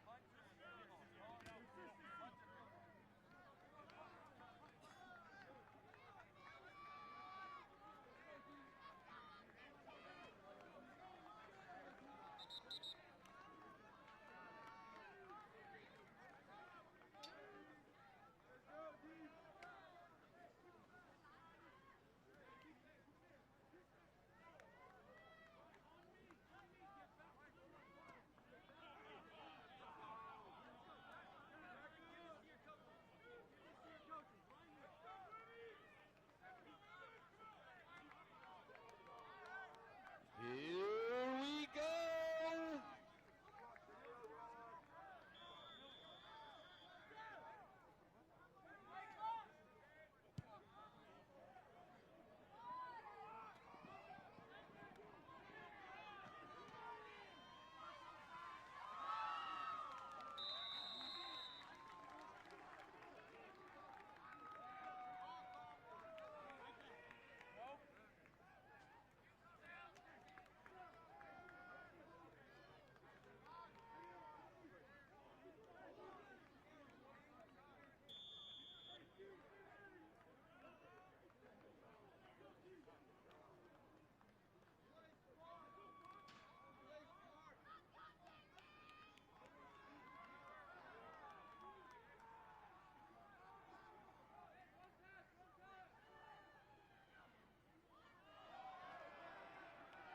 Play, probably an offsides, going long, incomplete. An early free play there for Orange Coast. Moorpark, both defensive ends jump off sides and results in a free play chance for Canella. Overshoots his receiver and be a replay down. So a free 5 yards, why not take a shot? Downfield, and Luke, we ended the half waiting for some analysis there, and really not much to speak of on both sides. No score. Both quarterbacks like to get out of the pocket and run and improvise, but not a lot of big plays. Well, the reason is the defenses are bending but not breaking, so for the most part, offenses have shown so far. Looks like it's going. Stuffed. Nothing there. It'll be 3rd and medium. But back to what we were saying, Justin, is the offenses have had chances to shine so far in this one, but when it comes down to it, between the missed field goal and the goal line stuff, the defenses have made the biggest impact on the game, and it's showing on the scoreboard 0-0 here. Unfortunately, there is an injured Raider on the field. We will get that in just a second, but while we have a stoppage in play, we'd like to thank some more of our sponsors, because without them, this broadcast is not possible. And we'd like to thank them for their efforts, starting with Jimmy John's Sandwiches. Jimmy John's Sandwiches is a proud sponsor of Moorpark College Athletics, freaky fast and freaky fresh. Located at 888 New Los Angeles Avenue in Moorpark. Order online at jimmyjohns.com. The official sandwich of Moorpark College Athletics. Fairfield Inn and Suites in Moorpark and Ventura County. The new Fairfield Inn and Suites is now open, located at 14350 White Sage Road in Moorpark, the official hotel of Moorpark College Athletics.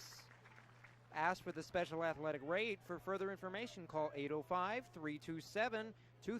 That's 805-327-2000.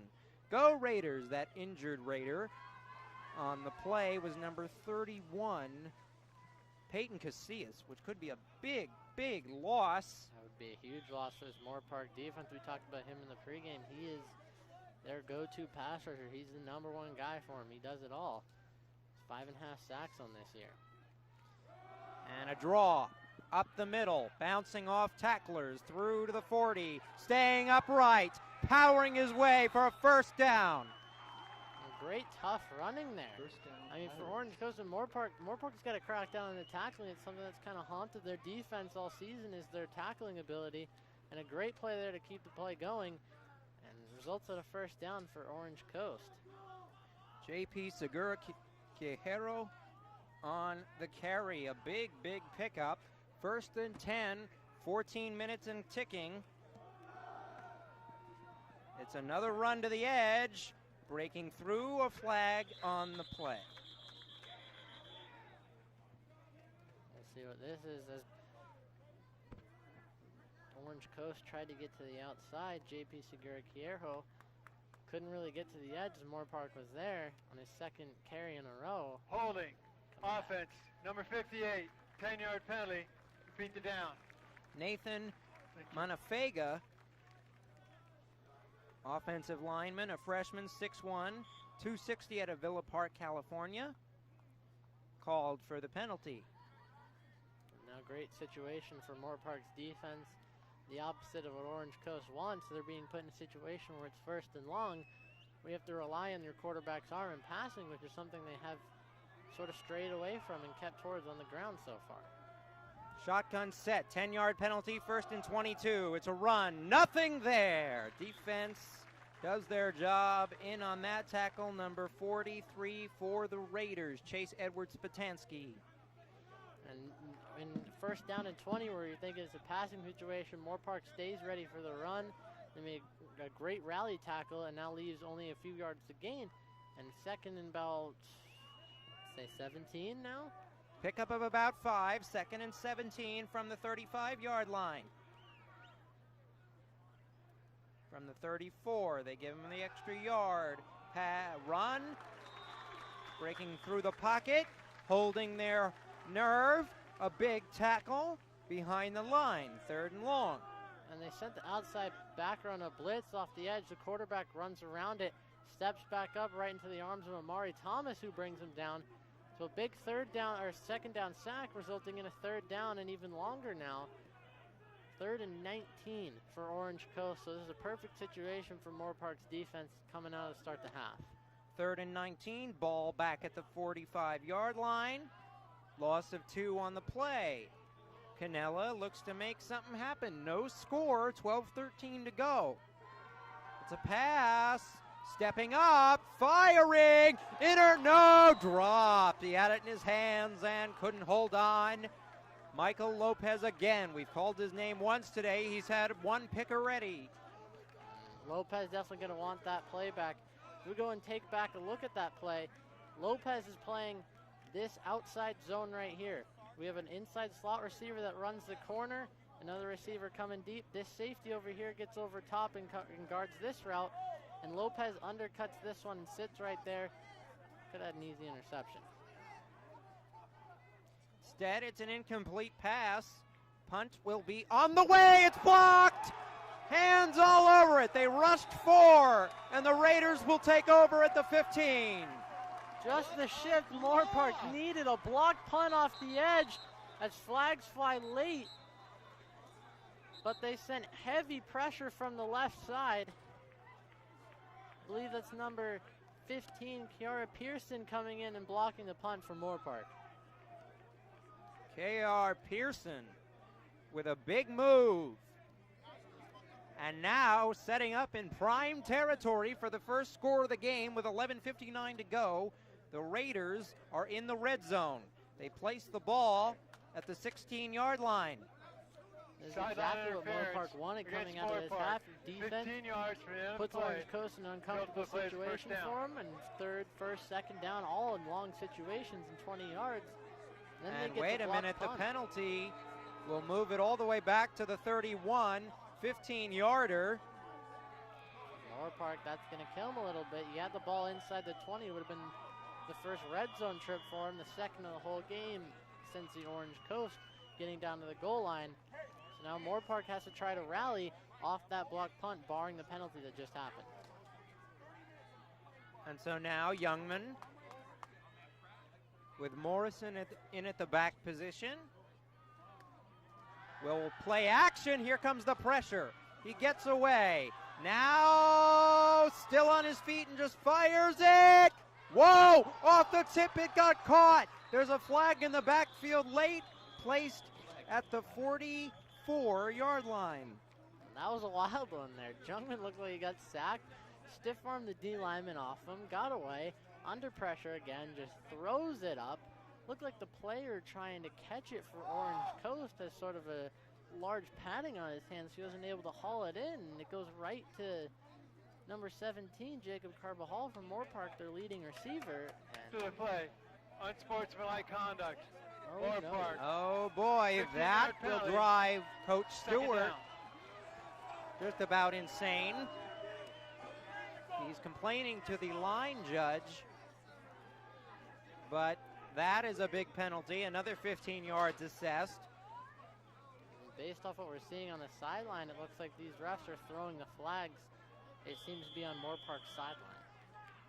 Wow, well, if it is, you know, there's a question of whether it's on a player or a member of the staff, on a coach who may have said something, and you never want the staff to bite themselves in their own foot. Of course not. Now second and way long for Moorpark after the block punt. Penalties have killed this drive so far. Well, they mark it as a 1st and 22, so Youngman will again step up out of the pocket, gets spun down, gets a few of those yards back. We'll try to go back to the ground game with Youngman, let him use his legs and make a play, as we've seen so far in this one. Has been the best source of offense for Moorpark, and now it's third and about 15. So you had the ball inside the 20, Justin, and then 3 penalties have now backed you up all the way to about the 42, and now about after the gain from well, Youngman, it appears that tip catch resulted in a first down. The unsportsmanlike conduct moved it back, so it's 2nd down and 17 after the 5-yard gain, underthrown and picked off.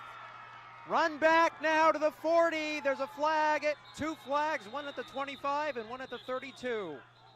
I can tell you one of them, they're definitely... 3 of them now. At the 30, they wait, unless they just move the second one up. They're definitely going to get Marquise Alexander, the linebacker for Orange Coast, with an illegal blindside block in the back on the return. So just an underthrow with Jungman. If Jungman put more muscle on it, maybe it was a miscommunication, but Arcelis Johnson got behind the cornerback. Looked to be open for a big game, possibly touchdown, but wouldn't be surprised if his return Personal touched back a couple yards. Blindside block. Number 6 on the intercepting team. 15-yard penalty. Result of the play is a first down. So the interception stands as called. The blindside block coming after the pick. It's a 15-yard penalty on the intercepting team. They will move the ball back. It'll be 1st and 10. So Moorpark, you got a block punt, but then you force a turnover in a 3rd and long situation, or 2nd and long, I believe. And the penalties bit them in the foot again. That's been the moral of the story for Moorpark. Without these penalties, I believe they would have some points on the board. You got to think of right before the half, the offensive pass interference penalty backed them up about 15 yards. They managed to gain 5 back, but the kick was short and no good. So ball is at the 21 now. A seesaw affair. It's a give to the back. He breaks it up the middle, gets a few. That's Colin Gregg in on the carry. Both teams seem to be kind of sticking to their guns a little bit. Orange Coast not straying away from their strong run game. Neither is Moorpark with Youngman. 2nd and 6, 4-yard gain. give again to Greg. He will move and plow and push his way to a first down. First down. Still the tackling coming back and getting Moorpark. They had him hit about probably around the line of scrimmage, and he breaks through a couple tackles and ends up picking more yards than a first down. So Moorpark, they got to focus really hard on wrapping. Against a run-heavy team, they're going to try to wear you down, and tackling is going to get harder for Moorpark. So early on, they got to stop these drives before they get tired out. First and 10. No score. Greg bouncing off people, but swarmed behind the line. It'll be a loss. So Moorpark makes a good run stop there, leading to a second and long. This is what Moorpark needs. The biggest play on the drive for Moorpark has always been first down. It sets the tone for the next two plays, whether Orange Coast can be able to run the ball efficiently and get another quick first down on second down or third and short, or they're going to be forced to pass. And now in the shotgun, they give to Greg again. Has got a big crease and dives forward to the 38. So now third and short after the good run for Orange Coast yet again. They're going to give them the first down. First and 10, pounding the rock. The Orange Coast, after their first drive, kind of went sideways, had them backed up, had to sort of fall into a passing set offense. Back to their bread and butter, their ground and pound offense. I mean, the clock already is under 8:45, Justin, here in this third quarter, and Orange Coast just slowly working their way down the field. Pirates now methodical. They give to Greg again. He tries his hand again and gets one, maybe two. Now second and long for Orange Coast, again. We'll see, they hit a good run here for about a 9-yard pickup and a first down. The last time it was second and long for them. Do they go back to the run and stick with it, or they try to catch Moorpark off guard with a pass? It's a tough situation for Moorpark because they're stuck between spreading people out to guard the pass as Orange Coast is going with a spread look on offense, or do they stack the box to stop the run? Shotgun again, 3 wide. Canella underthrown, but caught. Be short of the sticks. It is again third and manageable. 3rd and 2, a gain of 8. Catch by Aaron Fletcher there, the leading receiver for Orange Coast, and the only one with a touchdown on the year. Michael Lopez made a great break on the ball again. Surprised they're still targeting him after an interception and what would have been a second if he had held on to it. 3rd and 4. They mark it as a gain of 6. Here's the throw. Canella, almost picked again. Right off his receiver's hands, almost into a Moorpark defender's hands. Edwin Lacrosse, the tight end and wide receiver, can't hold on to it for a first down. And Orange Coast is going to send out the punt team. I'd say your main goal here is not let it get blocked again. And there's an injured Pirate down on the field.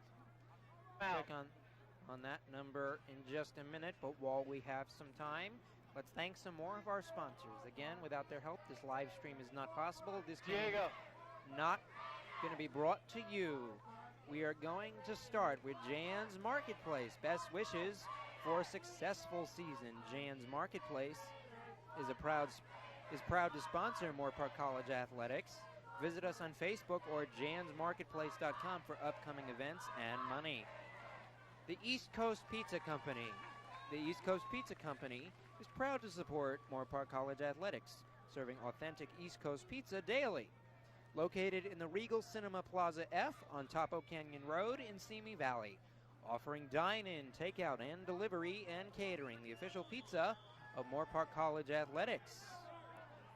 And we're back now, ready for a punt. Kick is away and fair caught at the 22. And one interesting development I'd like to point out is while the punt team was running on the field, the injured player was Brandon Canella, the quarterback for Orange Coast.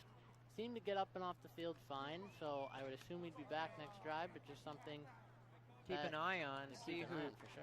See who comes in at quarterback. If it remains Canella, they throw in another guy. No score, 7:04 to go. A defensive affair for both these teams. Youngman leads it The Raiders back out. Receiver in motion. They give to the back. Or it's Youngman taking it on the option. Gets it to the 26-yard line. So Youngman again on another keeper. They like doing these fake jet sweeps and fake runs and giving it back to him and letting him just pick his gap and take off with it. Another pickup of 4 there, so a good gain for Moorpark on first down. 2nd and 6, a pickup of 4. Youngman again takes it himself in traffic and gets a few more. Close to the 30, it'll be 3rd and short. Moorpark sticking with the Youngman run so far on this drive. It's worked out for him, as he said, Justin. 3rd and short now. I wouldn't be surprised if they go back to it again here. Big Shotgun, 3rd and 2 from the 29. They place the ball exactly at the 30.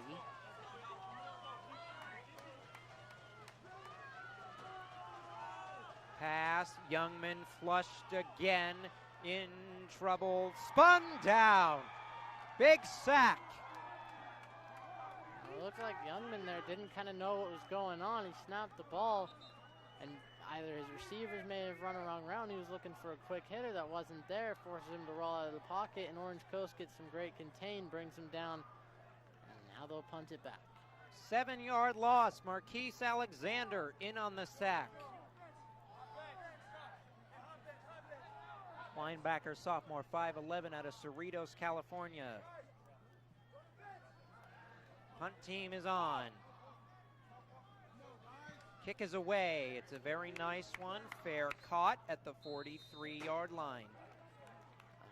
Pretty much a field flipper. Orange Coast gets the ball back right about where they left off last time, just across the 40.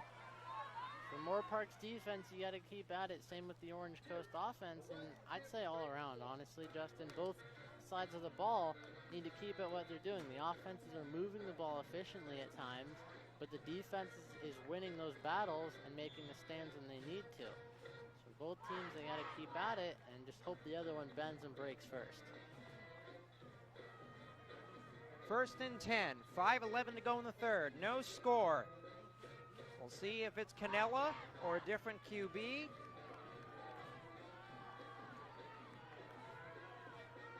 believe it remains Canella.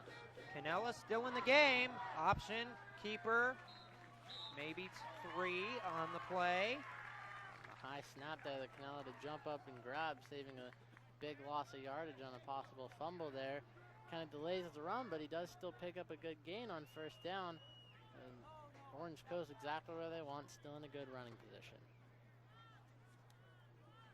They do give him 3. It's 2nd and 7. Canella will now throw. Here comes the blitz. Flushed out. Gonna run. Oh! Crushed. At the 49. There's a flag over at the 43. They move it to about the 45. And if you notice on that last play, Moorpark went back to sort of a 3-5 look. 3 down linemen, 5 linebackers across around the 5 yards off the line of scrimmage. Offense, number 2, 10-yard penalty. Coming back. Repeat Holding second on the offense. Moorpark defense now exactly where they want them. Their strong pass defense now gets to shine as Orange Coast is put in a passing situation. Their passing game not nearly as strong as their run, so this suits Moorpark better, and typically when we've seen these long situations, Moorpark's gotten off the field. No score. Zippo, nada in the enchilada. Loss of yardage on the penalty. 2nd and 12. Here comes the throw. Stepping up, flushed again. Ooh, almost a late hit. Sliding down at the 43-yard line. Great job pulling off by the defensive end and not just wailing away at Canella there, saving his team some yards. So 3rd and 10 passing situation again, and the spy for Moorpark is working out. 3:47, 3rd and 10. Not much to speak about in this game to date. A defensive affair. It's a throwing situation. They blitz 4, drop the pass. Went for the short route, number 87, Noah Diver, the intended receiver. Incomplete, and now the Pirates will have to punt it away again. Even if Diver was able to make that catch, he had Moorpark defenders closing in all around him. For Moorpark's defense, yet again, a penalty from Orange Coast forces them into a passing situation, and Moorpark doesn't give up any yards. So it works out well for the Raider defense when Orange Coast is forced to pass. 3:32, 4th and 10. Here comes the punt. This time it is away, no block. They'll let it bounce. And it will be down inside the 20. Beautiful roll all the way to the 16-yard line. Still seeing this back and forth, Justin, between the defense making the stops and then another punt.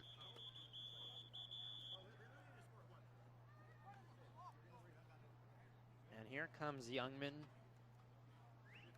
They're still trying to let him do it with his legs. They haven't really given it much to the running back core, Morrison, here in this half. I believe it's very interesting. I mean, especially with a back like Joe Llanos, he's been a great Not source of offense. featured much today. I know. In the previous games, he was their leader in yards. He was their main source of offense outside of Trey Johnson's arm. This could be a game plan choice from Mike Stewart and the rest of the staff. I've seen a lot of Donovan Davis today. Youngman screen. Uh-oh, high pass. Nowhere to go with that. Intended target number 30. Jaquan Martin, wide receiver. The misdirection screen. Great read by the corner. Youngman couldn't really get the ball down, so far as an incompletion. 2nd and 10 from the same spot. We'll see Orange Coast in a cover 3 look with their one high safety. The corner's playing about 7 yards off. Deep, complete on the run. Best pass of the day. They finally trust Youngman with his arm. Sorry about that. Youngman with his arm makes a great pass, a great gain for Moorpark, and they run the flood concept. Jaden Shakir on the reception. 1st down, Raiders. And now they go with the trips look down low. Youngman again. No, almost picked. Off the hands of the defensive back, Nick Kokolanis. And Youngman there looking for Stewart, who's been his main primary target throughout this game. Looked like he may have expected him to continue on his route. Stewart stopped a little overthrow, and that's dangerous when your wide receiver and quarterback are on the same page. Luckily for Moorpark, they get away with it. And now they're only in a 2nd and 10 instead of their defense being back on the field. 2:50 to go in the 3rd. 2nd down. Receiver in motion. Quarterback design keeper up the middle. Solid gain. 3rd and manageable coming up. And similar to Orange Coast's offense, Moorpark is sticking with their game plan and what they wanted to do to start off this game. It's the misdirection jet sweeps and the fakes to the running backs and letting Youngman just pick his spots and pick his gaps and hit them and pick up as many yards as he can. He's sort of like a running back out there, quarterback. 3rd and 5. Youngman Pressure. looking toward the sideline. They pack the line with 4. Whistles blow, timeout. Moorpark couldn't get on the same page. Timeout. Moorpark, their first of the half. Hey Raider fans, just a reminder. And with that, the timeout, we'd like to thank some more of our sponsors. Once again, without them, unable to make this game and this season possible. We're going to start with Corner Bakery Cafe, which started out as a bread bakery in downtown Chicago in 1991 and gradually evolved into a fast casual cafe serving sandwiches, paninis, soups, salads, breakfast, and desserts. The popular restaurant, located in the Simi Town Center, is proud to support Moorpark College athletics, serving breakfast, lunch, dinner, and catering. So a quick timeout, and they rush back onto the field. Ball is at the 42. Big third down, 3rd and 5, no score, 2:06 to go. They motion the back out. Throw over the middle, nearly picked again. That's the 3rd time this series. Off the hands of Joseph Ruiz, the linebacker, a freshman 6'3" out of Covina, California. Well, Moorpark now forced to punt after yet another drive stalls after only about 1 first down. And as you said, Youngman, that was his 3rd drop thrown interception there. And the pressure pretty much got to him almost instantly, so not much time to set his feet and throw. Probably cost the wayward pass. And now we're back to another punting situation for Moorpark. We've seen a lot of punts today. Kicks it away, a very deep one. Shoves it back to the 24, returnable, up through the middle. Aaron Fletcher down. That was a great contain on the punt return for Moorpark by number 43, Chase Edwards Batansky, not allowing the return to get to the edge like he wanted to, so it sets up Orange Coast. I forgot their name for a second there. I was like confused. Blanking on the name. No worries, no score, 1:52 to go. Ball at the 31, correction the 29. Here comes Canella. Pack the line with 4. 2 linebackers in there.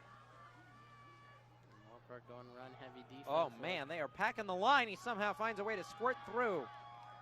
Good, solid pickup to the 39. Running back there for Orange Coast, mentioned his name a couple times, JP Segura Quierjo, is only 5'6", so he's able to use his shiftiness and smaller size to get through those gaps that some other bigger backs wouldn't be able to fit through. So as you said, he managed to escape and pick up a good first down for Orange Coast. 1:27 to go, 10-yard gain, first down.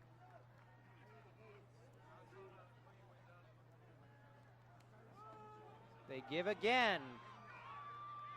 Outside. Picks up 6. Ball comes out late, but the runner was down. So now Orange Coast going back to their leading rusher again so far to start this second half. And it's worked out very well for him. So far, back-to-back runs. He's totaled about 17 yards on those 2 carries. So for Orange Coast, I'd say you got to keep feeding him the ball. He's your leading rusher for a reason. He's proven it right now. Gain of 7, 2nd and 3, 47 seconds to go in the third. 4 wide receivers in a bunch set, 2 on each side. They're going to pass, bring the pressure, pocket collapses. Low throw, did he get his hands underneath? No, they say it hit the ground first. And in protest there, number 24, Bo Dionio, correction there. Freshman, 5'10", Huntington Beach, but it'll be 3rd and short. Just wasn't able to come back to the ball quick enough, a little too low of a throw by Canella. So 3rd down and short, I'd say for Orange Coast, you have to go what your strength is and run here. And from Moorpark, you got to know that. So I'd be sending some pressure here up the middle, and you got to rely on your corners to keep the running back inside and force them towards those blitzing linebackers. 3rd and 3. Run to the edge. Didn't get enough.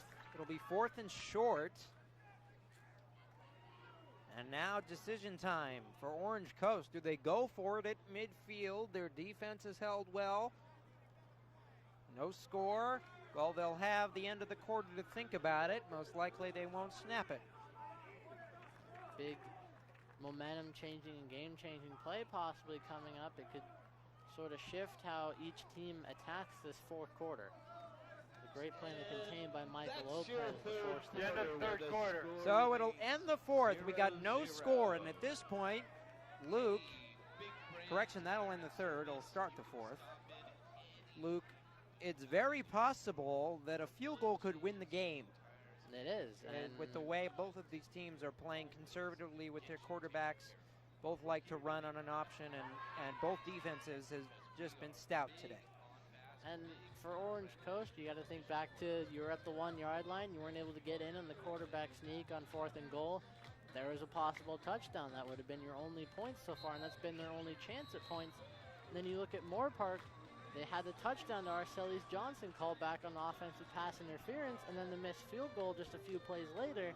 So both teams have been right on the edge of scoring some points, but not able to cash in, whether it was penalties or just a great play by the other team. And it's got to be weighing heavy on their minds, thinking that was our opportunity, but you can't let that get to you. You got to think right now is your best opportunity to make a play to set up a future play that can get you the lead in this game.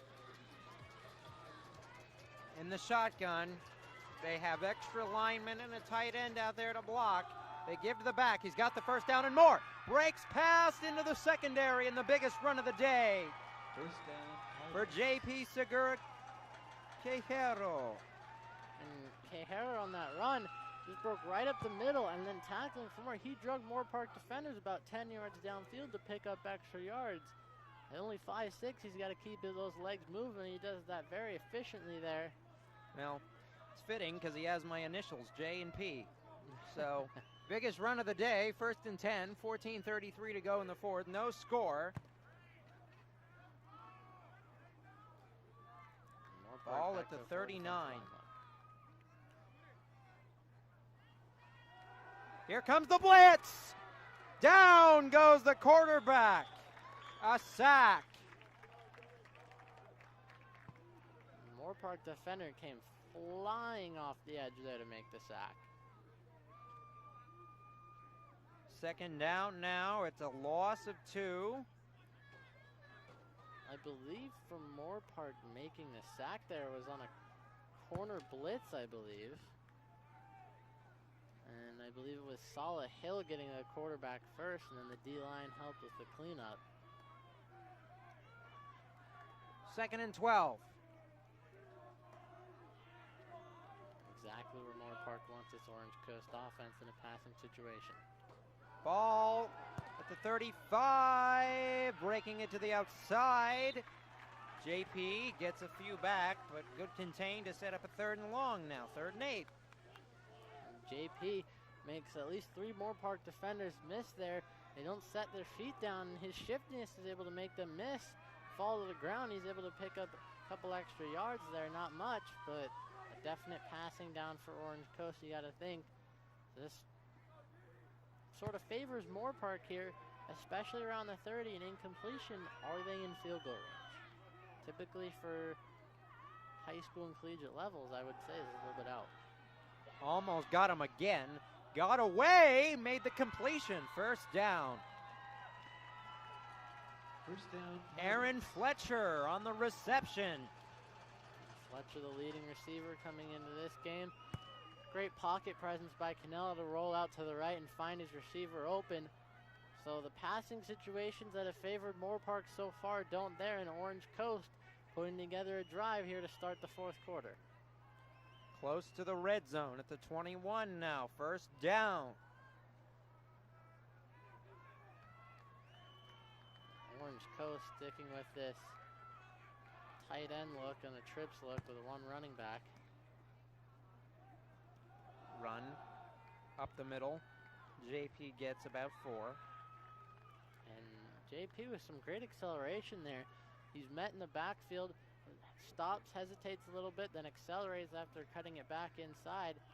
Ends up picking up about 6 yards. So for Orange Coast, I'd say you got to keep him in the game and kind of use him as your workhorse running back through this final 10 minutes, 11 minutes of this game. They give him 5. It's 2nd and 5 now. 11:43 to go. Moorpark now putting 4 down linemen back with 3 linebackers in the backed up. Here comes Canella. Way high into double coverage and complete. Great play by the safety there. Moorpark was in a cover 4 look. If we go back and take a look at that last play, you have this corner out here having this zone, the safety right here, another safety here, and that corner out there. They run verticals all along. And this safety makes a great play on the ball right here to force the incompletion.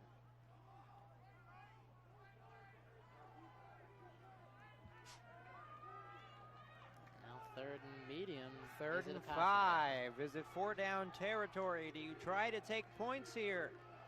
We'll see. It's a run. JP looks like he got enough. We'll First down, see. Pirates. Giving up It a is a first down. He got enough yards on 3rd and 5. A gutsy call to go with the run, and it works out. And on 3rd down, giving up about a 6 or 7 yard run on 3rd and 5 is really got to put a damper on this Moorpark defense. You think you have a chance to get off the field. Ends up being a first down run for Orange Coast. And here we go again, kind of deja vu of their first possession where they drove all the way downfield and got stopped. We'll see if it happens again. They're going to go with JP again. Up the middle, pushing his way. Did he get in? No, but close. JP, as much as he's shifty and fast, it seems he's definitely sort of a powerful running back. A lot of yards after contact for him. He's kind of been a revelation in this fourth quarter, second half for this Orange Coast offense. Racking up those yards and leading his team down the field now. 2nd and goal to go from the 2. Gotta expect going back to number 88. Can Moorpark come up with yet another stand? Give to JP. Nowhere to go. 3rd down. And coming off the edge from Moorpark, the linebacker was out there, hits JP in the backfield. He spins off the tackle, but the rest of the team is able to rally before he can cross the plane. Big 3rd down and goal. Able to get penetration in the backfield. 3rd and goal from the 1. Moorpark sideline getting into it. Raiders D, can they do it again here? Up the middle, no! Run back. 4th down, now what? And they went with the split back look, which is what they did towards the goal line last time. And it comes up short, looks like they're hustling out the field goal unit, trying to just get points on the board. That may be a smart choice considering how well both defenses have played. It's a chip shot from here. You gotta give hats off to that Moorpark defense. Bending but not breaking, kind of been a theme of this game. They stand true to it there. A phenomenal stop on 3rd and goal. Trying to see if they can block it here. Zach Rosati. Good. Orange Coast takes a 3-0 lead on the field goal with 8:58 to go. Plenty of time for Youngman and this offense to get a touchdown on the board, but a very low-scoring affair here today. It's 3-0, Pirates in the lead. Finally some points on the board for Orange Coast. It's got to be a huge relief. So the pressure falls on Youngman in this Moorpark offense. Your defense is held to only 3 points, but can your offense finally break through this Orange Coast defense that has held them to 0? So the Raiders, like a ravenous wolf, hunting for prey, needing points. And I'd say this is going to be a big drive to see how they can respond as an offense to your defense giving up their first points of the entire game for either team. Are you going to respond with something similar, or are you going to have what we've seen recently, and that's so far punts? So they'll kick it now. All the Raiders need to take the lead is 6. Field goal will tie it. They got plenty of time to do something with the ball here. 8:58 to go. It's a pooch kick. Bouncing, returned. Outside, upfield, shoved out. Orange Coast is going crazy on that sideline. Gotta be careful with the flags we've seen so far today. Luckily for them, nothing, but a good return from Moorpark, setting up shop at around the 40 for their offense. Their second best starting field position of the day besides a blocked punt. Can Youngman lead the team? To the 35.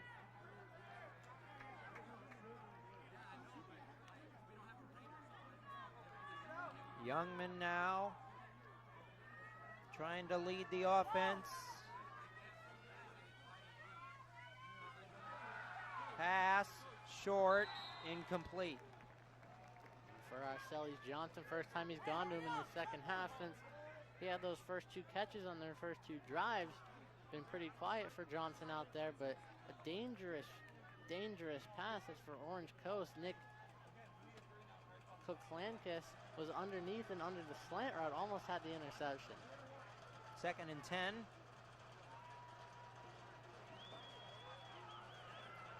Trips look up top from Moorpark.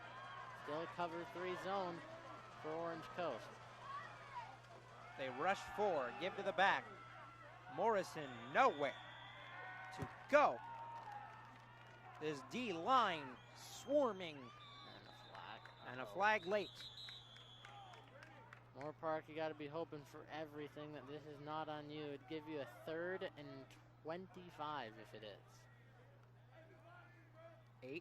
8:40 on the biggest 3rd down of the day for either squad. Janos jogs out on the field, so they're bringing in their biggest threat on offense. After the play, personal foul, offense, number 56, 15-yard penalty, 3rd down.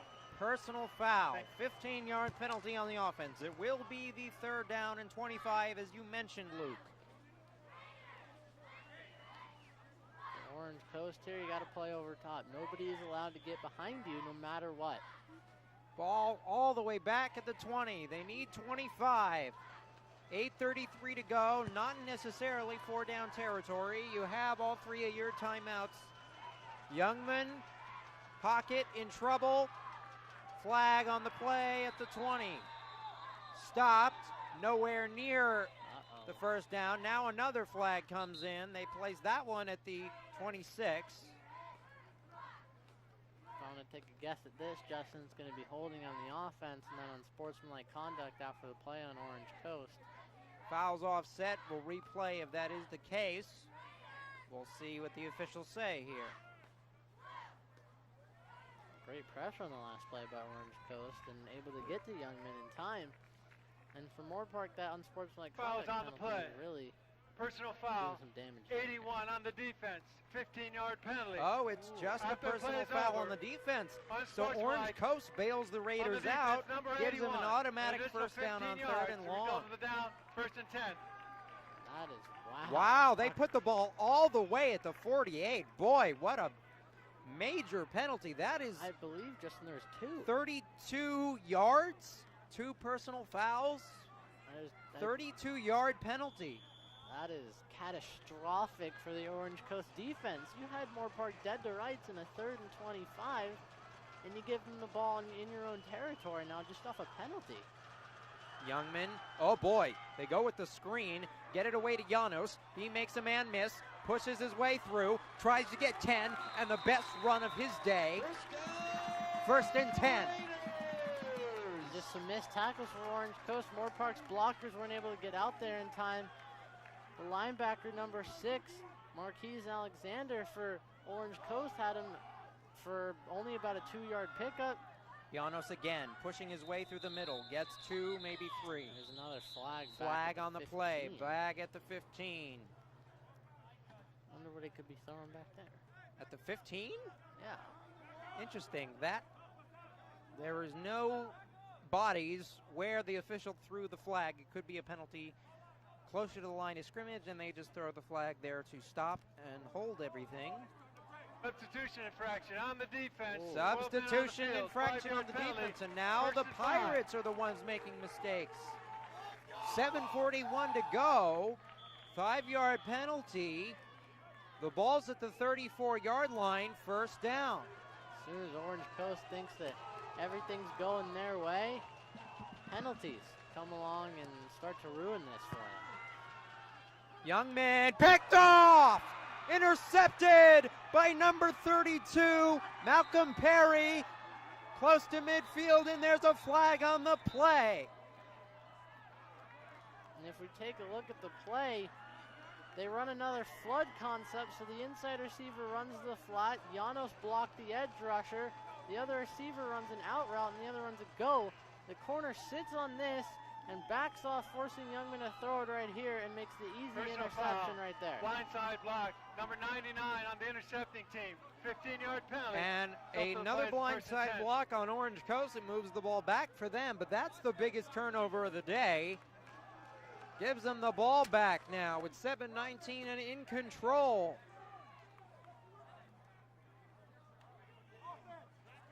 It's a crushing blow for Moorpark.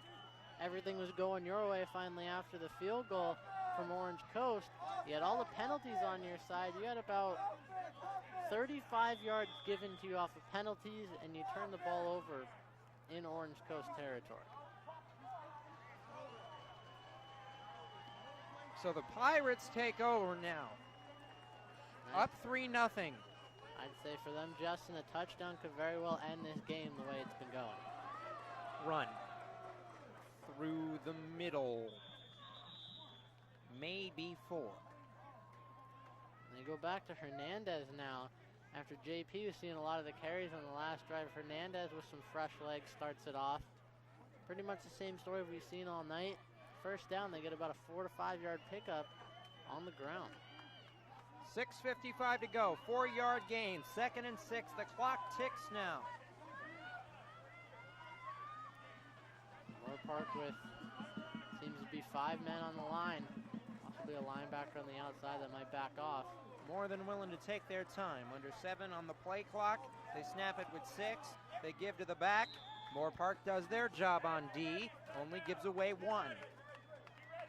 Big 3rd down play here for Moorpark's defense. Can you get the stop and get off field and give the ball back to your offense after the turnover? There's an injured Raider on the field. Just timeout. It's number 50, and they get him up quickly. DJ Diaz, defensive lineman, freshman, 6'1", 260, out of Camarillo.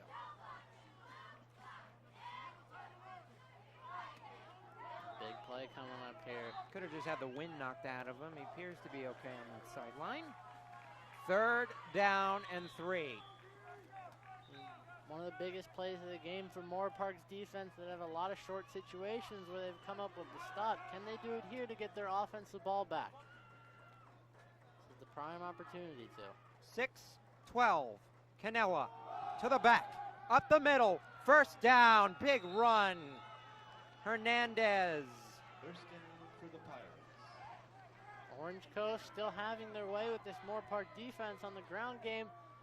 Moorpark's got to figure something out or try something different. You got to bring more people in the box or blitz, because a consistent 4 to 5 yard carries on every down is just going to drain down this clock, and Orange Coast is going to continue to march down the field. They need to come up with one of those stops on these 3rd downs. So the clock continues to tick. 5:38.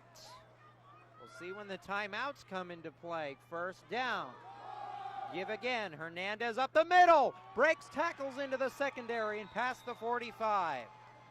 Hernandez hit at the line of scrimmage, and that's still the story for Moorpark, because Hernandez is wrapped up and hit in the backfield, but he's able to escape and pick up a 1st down. For Moorpark, especially with the situation that you're in, you need to be able to make those stops, because you know that if it's a passing down, the advantage is for your defense. 5:10 to go. Another 1st down.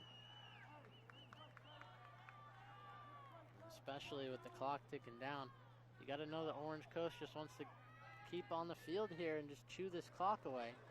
So you got to be anticipating the run every single play for Moorpark. Whistles blow. There's a timeout. Out. Orange Coast. Their first Timeout. of the half. For Orange Coast. Interesting choice. Their first of the half. But while we have that time, why not thank some more of our sponsors, because they give this broadcast to you, starting with Stonefire Grill. Celebrate the season with Stonefire Grill and enjoy freshly prepared delicious meals. Dine-in, takeout, delivery, and catering, a proud sponsor of Moorpark College Athletics, located in Thousand Oaks. StonefireGrill.com. Kelsey Financial. We take an active, holistic approach to your personal financial situation. Kelsey Financial plans, save, grow. An independent financial advisory firm engineered to help you create, implement, and execute a financial plan built around you. Take time to research their website at www.kelseyfinancial.net.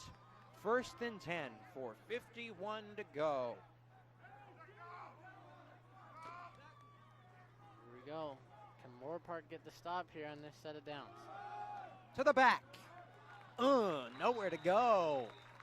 Sound effect works just as well.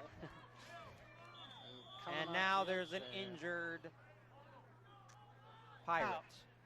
Andrew Rowland came off the edge and made the initial hit on Hernandez. So great stuff for Moorpark. Now Orange Coast is backed up behind the sticks in a second and long situation. Well, announcements. Guess what? We get to go back to our sponsors because without them, this broadcast isn't possible. Starting with In-N-Out Burger. No matter what the outcome of the game is, everyone ends up scoring at In-N-Out. You have a meal that will satisfy even the most ravenous fans. Proud supporter of Moorpark College athletics. Freshness you can taste. International Brotherhood of Electrical Workers, IBEW, local number 47, proudly supports Moorpark College athletics and our heroes. Insurance Brokers West. There are better ways to protect your car than bubble wrap. Call Insurance Brokers West today at 805-299-2150 for a free coverage checkup. We are back now. That injured player, number 64, Eric Hillard. Screen out of the reach, led him a little too far. The intended receiver, number 29, Glenn Atkins. So they go with the run play option, the RPO otherwise known as, and they try to go with the inside zone fake and then hit the bubble screen out wide, catch Moorpark off guard, but they're ready for it, and the ball was a little overthrown, so not able to haul it in. Big third down and long for Moorpark. This is the best opportunity, I'd say, Justin, for the rest of the game that they're going to have to get off the field. Well, and this makes that timeout even more curious because you save about, 30, maybe a minute on the clock, 30 seconds to a minute on the clock. You do. On third down with 4:26 to go. It's plenty of time for Youngman. Here comes the blitz. He got away, running for his life. Did he get the first? It'll be very, very close. Canella made his best effort. And there's another injured Raider on the field. And limping and getting up on the play, that's number 1, Cashton Haffrey. Moorpark had great pass rush on that play, anticipating the pass. Their edge rushers got off the ball very quickly. Please put 4:23 on the clock. And I'm wondering as well if Hernandez is down. No, he's getting up okay, probably just fixing his shoe. So it'll be 4th and 1, an 11-yard gain, and this is the biggest play of the game now. This is Moorpark. This is do or die time. You had Orange Coast call a timeout and have an incomplete pass for you that stopped the clock twice, saving you a lot of time, probably a minute and a half. And this is a big risk. Near midfield, up 3. Your defense has done their job to date, and they're going to go for it on 4th and 1 with 4 minutes to go. Moorpark, you got to be knowing they're going the split back. And there's the timeout, and they may talk it over here. And I don't blame them. Orange Coast. They're second of the half. Orange Coast, you can burn your timeouts. They're not really of an impact to you. They may be, unless if Moorpark gets the stop here and can get the lead or even tie it. You got to think here, Orange Coast, every time they've come out in that split back set, they've had a run play every single time, whether it go inside to the running back or a speed option with Canella. Searching for his first win is the head coach for Orange Coast.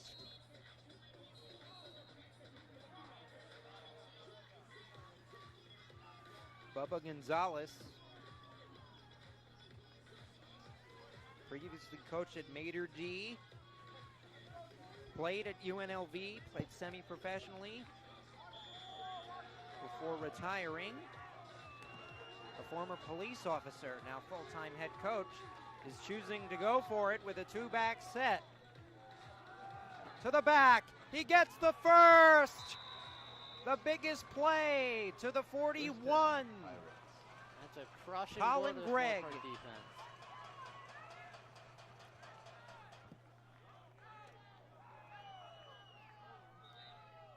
A reminder, ladies and gentlemen, that Moorpark will play at home next week against the San Jacinto Eagles,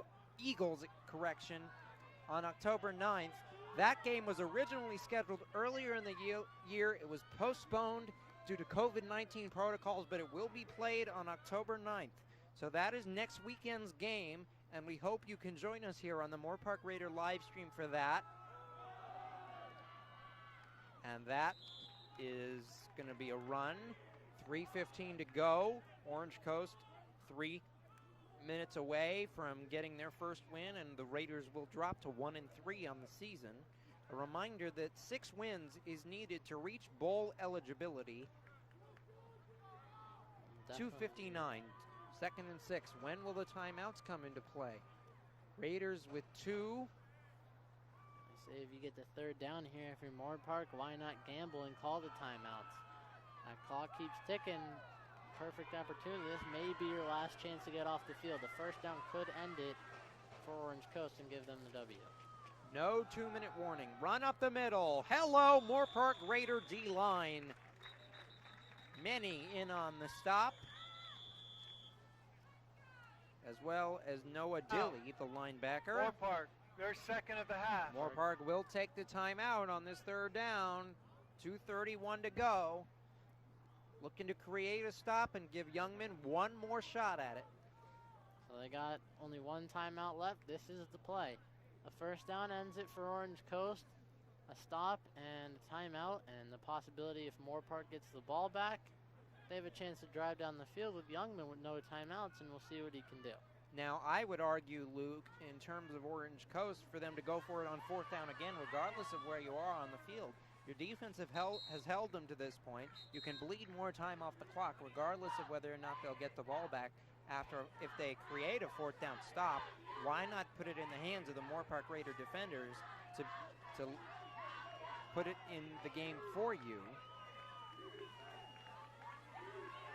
I'd say, especially here for the Moorpark defensive line, it's got to come up big.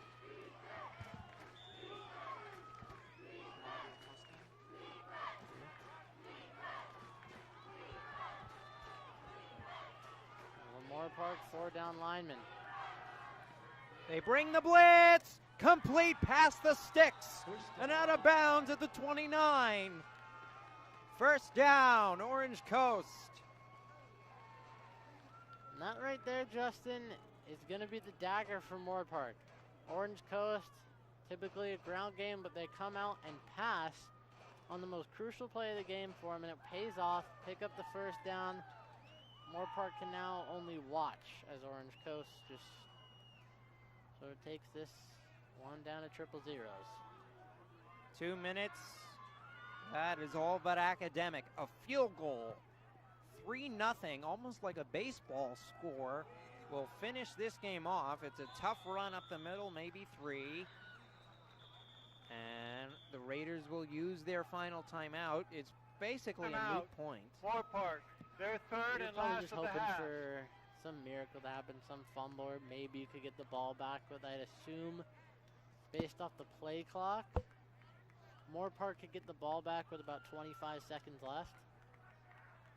So we'll see if the defense is able to force a 3 and out here and give their offense a chance with minimal time. Minute 48 to go. If they do get the ball back, it really would be with maybe just under 30 seconds on the clock for the Raiders. 2nd and 6.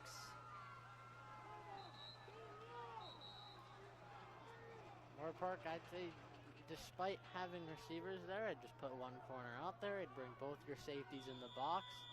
All your linebackers creep up a little bit, and your safeties and linebackers sort of turn into the same kind of position. And you just got to be prepared to stop the run here. It's your only chance.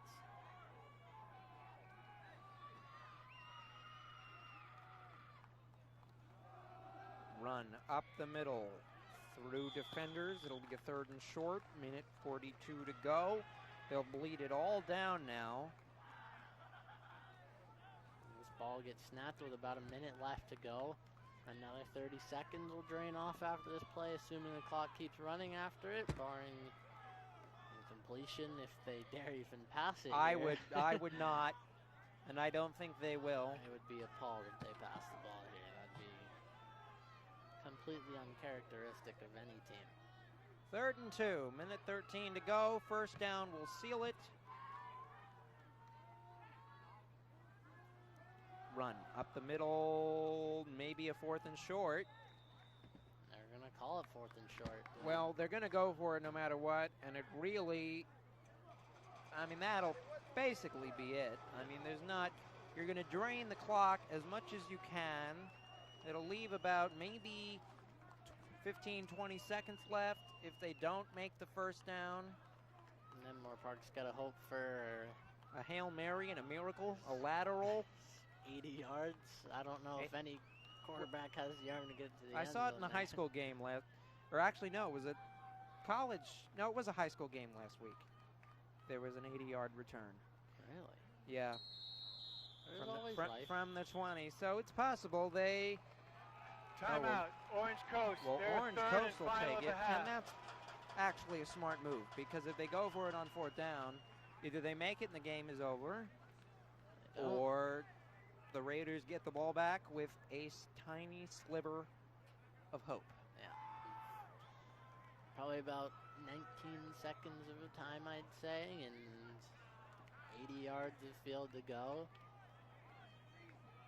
You got to hope for some quick, very quick plays out of bounds that get you about 15 yards, then maybe attempt a Hail Mary, or you go straight to deep shots or laterals. 22 seconds of 4th and 1. Very little chance here, but we must bring it up.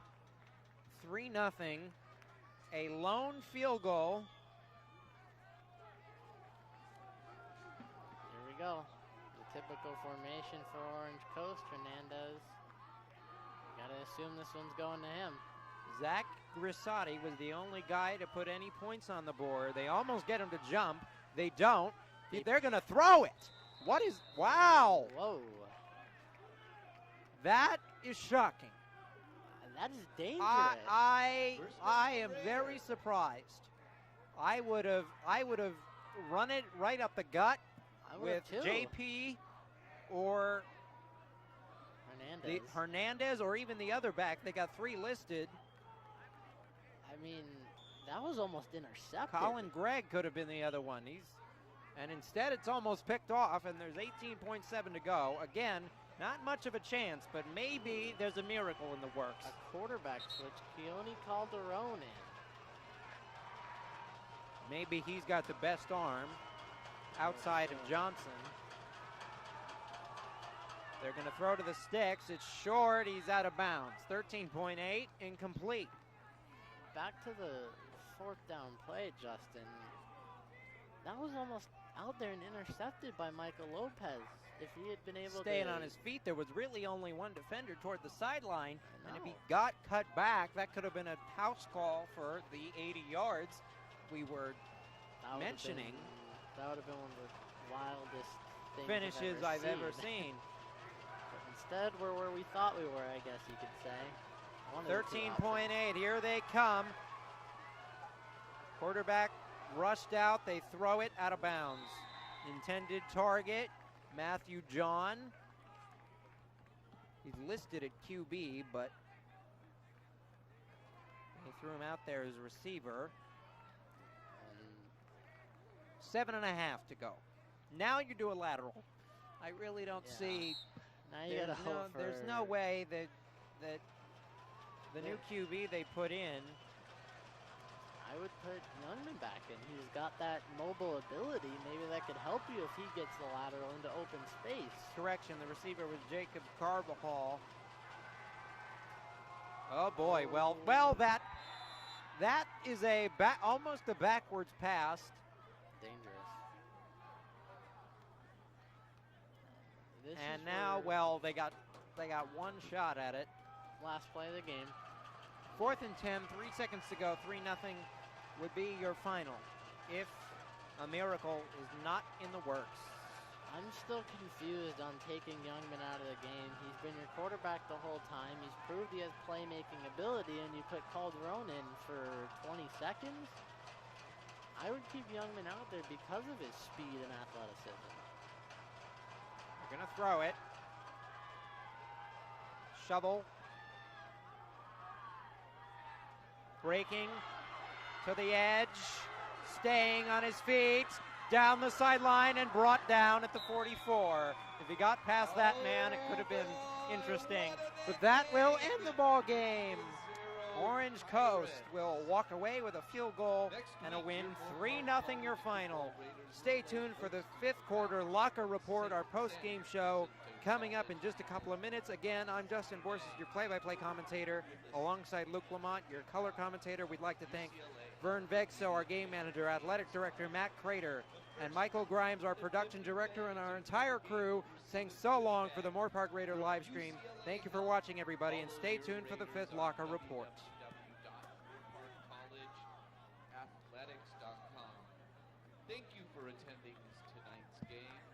The final score from Griffin Stadium was Pirates 3, Raiders 0. On behalf of Moorpark College Athletics, we want to send our heartfelt thanks to Cal State University Channel Islands for sponsoring tonight's game. That is CSUCI. Channel your potential. Please drive home safely. This is your announcer behind the mic, Phil McPherson.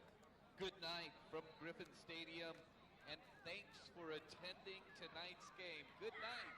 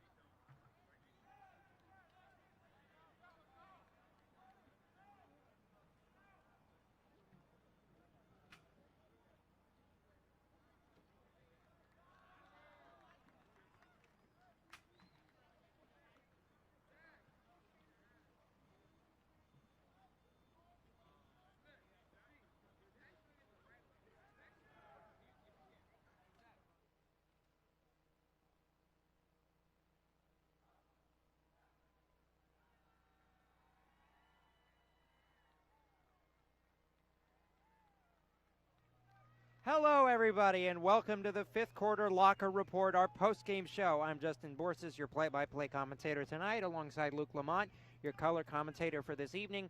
And Luke, as we recap this game, one of the more bizarre games we've seen this year, no score through 3.5 quarters. Orange Coast kicks a field goal, about a chip shot from about 20 yards out, to take the lead. Both defenses hold well, and then coming down with the final 20 seconds, Orange Coast chooses to pass on fourth down, give the ball up. And that sets up the possible game-winning drive. So take us through that and why that was so strange to end the game.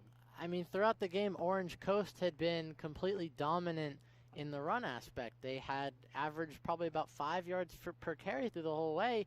That's how they got to the position. Yes, they were in the fourth down because they weren't able to get it on the ground, but it's inches to go, and I'd say you got to go there because it was almost intercepted, the pass that they decided to do, and it gave Moorpark the ball back.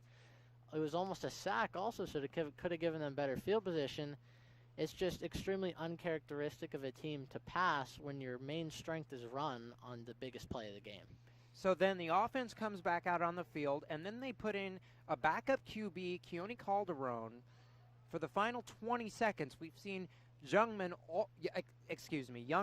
all game, and then they throw in a different QB on the final 3 plays. They get the lateral, which then takes about 45 yards upfield before stop. But talk about the QB change and why that was so interesting at the end of the game. I mean, typically, if your quarterback, Youngman had a good game overall besides the 2 turnovers, but he allowed the offense to move the ball efficiently at times. So in the game-deciding situation, I would think you would trust the person you're trusting to play the rest of the game and start the rest of the time to be able to make those plays for you and allow you to give a chance for those 22 seconds left on the clock, plus his athleticism on a possible lateral play. I would trust him in the open field to be able to make that game-winning play for you. So Moorpark will drop to 1-3. Orange Coast will get their first win of the season and improve to 1-2. Moorpark will have their second game of a 3-game homestand against Mount San Jacinto College on October 9th. That game was rescheduled, originally supposed to be played about 3 weeks ago. COVID-19 protocols had postponed the game for next weekend. Interesting to see whether it will be Youngman or Trey Johnson back at quarterback. We weren't sure if he was injured coming into the game. No word was given to us as to what his status was. So talk about what we might see next week. I would assume based off the offense not being able to put up any points, you might look at it in practice between Youngman and Johnson. Johnson, yes, did lead you to your 1 win. He has pretty decent enough passing stats throughout the year. He's minimalized turnovers. But overall, I'd say the run game took a major boost with Youngman at quarterback, allowing those quarterback run option plays that we saw throughout the day open up. So I'd say it's going to be a game time thing where they decide throughout the week in practice, and that's when everybody will find out whoever takes the field in that opening drive, whether it be Johnson or Youngman. We also didn't see a lot of Joe Llanos at the running back position. Do you expect to see more from him next week? I mean, I would expect a lot more from him next week. He had almost broke off the game-winning play as the clock ran out on the lateral play, and he's their leading rusher. He's one of their leading receivers. I believe he's their 3rd leading receiver on the team, especially after tonight. He had a decent game through the air on some screen passes. So you got to implement your number 1 weapon on offense more, and I'd assume that's part of the reason why the offense struggled tonight. So, again, this has been your post-game report. I'm Justin Borsis, your play-by-play commentator, alongside Luke Lamont, your color commentator this evening.